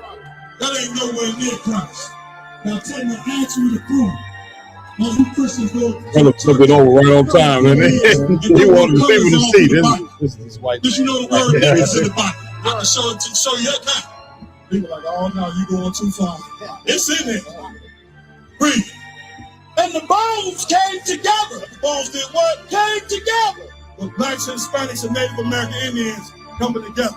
You trying to deny the Hispanic struggle and don't realize white supremacy is coming after you. That's right. But we're supposed to be moving together. Damn right. Most High Christ, man. Most High Christ. Our people don't know that Christ is a black man, and they are so destroyed mentally, thinking that imposter that they just seen on that video is the same man that give them blessings, that heal them from cancer, all these things like that. When it's just really in their brain, you know what I'm saying? The thing about the real Christ and the false Christ is that the real Christ, which is a black man, was a separatist. That's right. You know what I'm saying? He was only for them 12 tribes. I know that hurt. Christians hear that and say, see, ain't no way. Listen, stop thinking that people who you perceive to be normal are normal. Right. When you're a Christian, you sick. You just as mentally ill as people that need medication because you don't get it. Right. The white Jesus is a separatist too. Only thing is the doctrine they tell you is he love everybody, right? But the whole delusion behind it is that white Jesus only benefits white people, right? But yet he's preached as though he for everybody. And you black Christians, you believe that.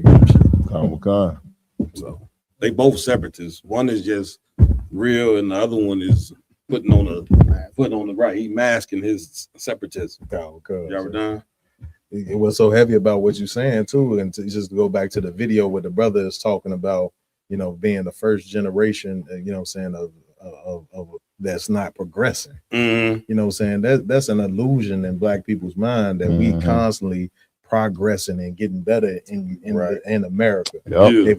If we honest and we would be honest about it, we haven't progressed since we came out of segregation. Right. Cat just said that's the one thing he did say.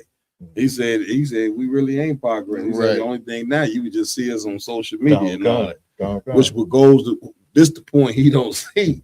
Then why are you up there pleading to these people about voting? Like if 60 years later that nothing's changed, then why are you trying to do the same thing?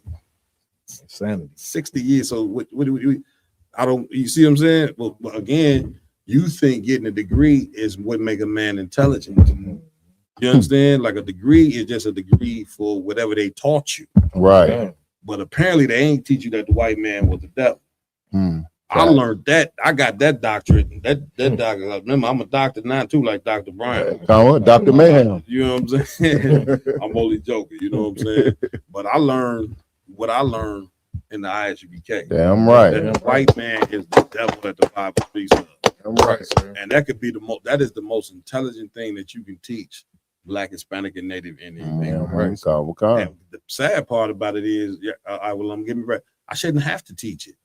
I shouldn't have to teach you that these people are the devil and they gonna always hated you and voting is pointless. The proof is in the pudding. Where we at? Lamont. Come on. Next up is have a clip from 1966. Let's go.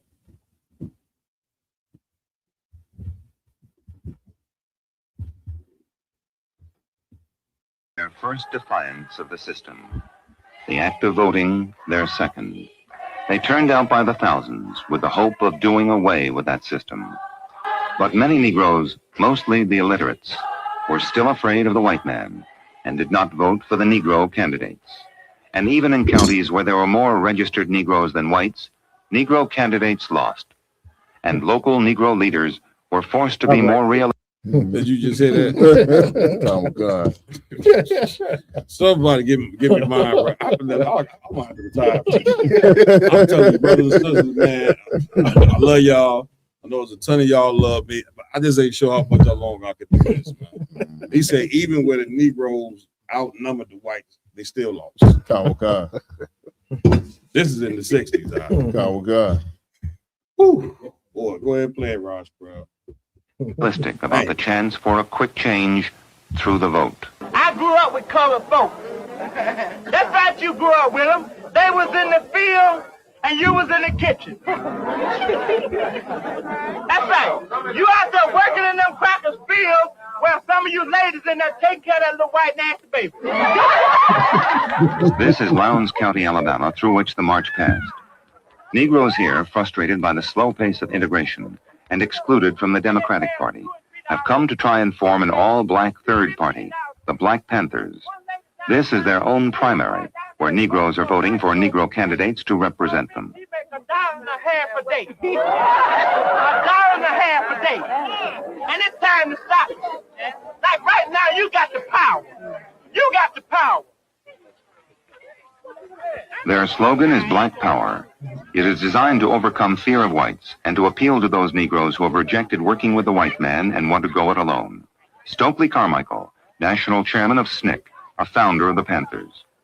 80% of the people here are black people, and that they're the majority. This county has been run by 20% of the people who are whites, who have seized power illegally, and who have maintained power through all sorts of terroristic manners. The rest of the country ask now that these black people get with these white people and reform these white people.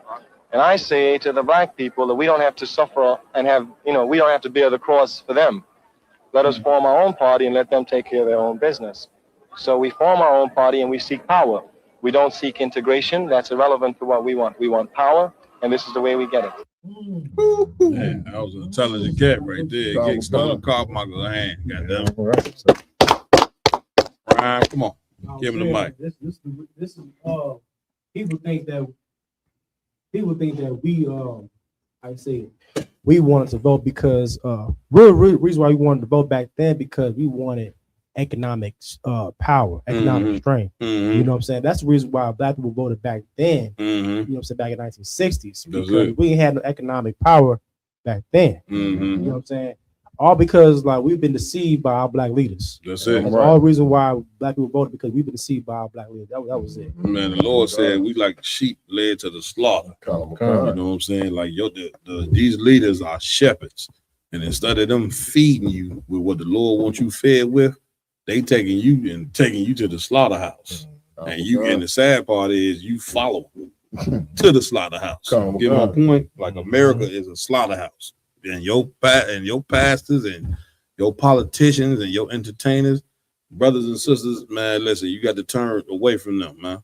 These people are marked men and women, meaning the Lord is not with these people, man. Right. You understand? Do not follow these cats. You're no longer to the rabbit hole of destruction. Right. Turn back to the Most High. Look up a brother who sincerely loves his people by the name of Commander General Yohana, man. He deserves your love, you know what I'm saying? Right. He been toiling and working in this truth to fix us for 40, 50 years, man. He been toiling in this work, you know what I'm saying, to show us the truth. And this is a brother that deserves our allegiance. You understand? This is a brother who we deserve to be put on the ballot because he know what direction we should be moving in as a people. You know what I'm saying? So anybody else? Man, with that, man, it's been one hell of a show. You know what I'm saying? Like always, got to give it up to my team for rocking it out. Tomorrow we will be where we at? Hold on, I'll pass to the brother. Let me get I'm gonna pass to Lamar Kiala. Give him a hand. Captain Lamar Kiala. Announcements. Come on. Make sure to go like, follow, share, subscribe to all Roundtable of Truth, Real Nigga University social media pages out there. You understand? Tomorrow we'll be at 47th and Ashland. Out here in Chicago for camp from 1 p.m. until then. I just want to make sure to shout out that the very first cookout that's going to be going down in ISBK, I believe, is Nashville, Tennessee, the weekend of July 4th. You understand? So make sure to go show some support to those brothers and sisters out there. That's all right. Give it up. Give it up. Give it up. We have camp tomorrow too. We'll be at camp. 47. Oh, you've been said it already. Also, too, I want to give it up to Captain Yaradan. Give him a hand. Any announcements? Come, sir, if I could, you know what I'm saying, as always, pay your tithes to isupk.com. You know what I'm saying? isupk.com. Pay 10% of all your earnings to the priests and prophets of the Lord that's doing real work for Blacks, Hispanics, and Native Indians. You know what I'm saying? Also with that, you know what I'm saying, if you're looking for any merch that you see here on the show or all throughout Israel, go to diversitymall.com. Damn right. Give it up. Give it up. Speaking of merch, man, I want to give it up to Officer Yaradan. Made this badass t-shirt, Monster Mayhem TV. That's my new YouTube channel. If you can please go subscribe to that channel and get them numbers up. I'm gonna be bringing out a lot of heavy information. Ramawan, he administering the whole channel. So man, we're gonna rock this thing out. You know what I'm saying? So go join that joint, man. Big shout out. You see the work is quality, man. If you know what I'm saying, if you don't want to stain, you got to wash it inside out. Like he told me at the last minute because a lot of the shirts are already destroyed. You know. Well, big shout out to Captain Yaradan, man. Give him a hand. Also want to give it up to Captain Iwalum. Anything Iwalum? Yeah, Khan, sir. Depending on council, I'll be doing a war report either Sunday night or Tuesday night. So make sure y'all be looking out for that. Damn right. Give it up. Give it up. Give it up. Also, too, want to recognize Priest and Officer Mayad. Any announcements? Khan, sir. Wherever you are in the world, go to isupk.com. You know what I'm saying? We got classes Monday through Friday, all across the world, because ISUPK is not a local organization. We are international. You know what I mean? So wherever you are, go to isupk.com, find a local school in your area, start attending classes. And every Saturday, we also have the Sabbath service. You know what I mean? From 9 o'clock to 11 o'clock, because it's camp season. You know what I'm saying? We go out and do the work of the Lord. You can come in and get the Lashwan Kodash. We break down the scriptures like it from Genesis to Revelations. You know what I'm saying? We give you the ancient Hebrew, the Lashwan Kodash, our original language. We give you the English translation and the proper scripture breakdown so you can understand your history. Damn right. Give it up. Give it up. Also want to give it up to my technical team over there doing what they're doing every week, man, making sure that this thing runs smooth. Officer Ramawan, give him a hand. Congratulations on his new 5,000 rank raise. Well earned. Well earned. Brother is tireless work in the work of the Lord. You know what I'm saying? Right. Also got to give it up to his right hand man. Go ahead, Ramawan. Please get out. And then I do want to reiterate before we all even do that. Make sure that y'all subscribe to the Monster of Mayhem TV. It's on YouTube. We got in 2 weeks, we got about 150 subscribers.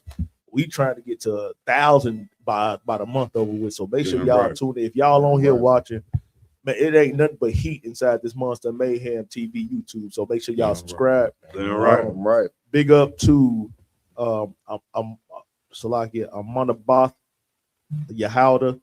Big up to Princess Kanawa. Y'all got to bear with me with some of y'all sisters' name and brothers. You got to get that one. The brother from Kokomo, Ra'a Award. The water, Salakia, sir. Let me see who else I got. Showing your Hebrew skills on that. Mariah Allah, of course. Mariah Allah always down with us. Trooper Shakat. The brother, he's always a person that's on here with us. What else? Zabalawan, 144. So all y'all, everybody who tuning in every week, like just make sure y'all do one thing. Get y'all cousins, get y'all, aunties, uncles, whatever, who been in this Christian mentality. Bring them, let them come, have them watch this podcast. Like they can keep going to church until they finish watching this podcast and realize that church ain't the place to be. So Damn right. I wanted to put that out there, Cap. To watch. Damn right. Get it, bro. Give it up. Give it up. Also, give it up to his right hand man on the tech team, Officer Oscar Rob.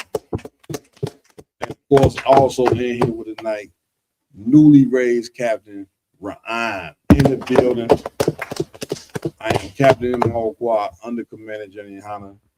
See you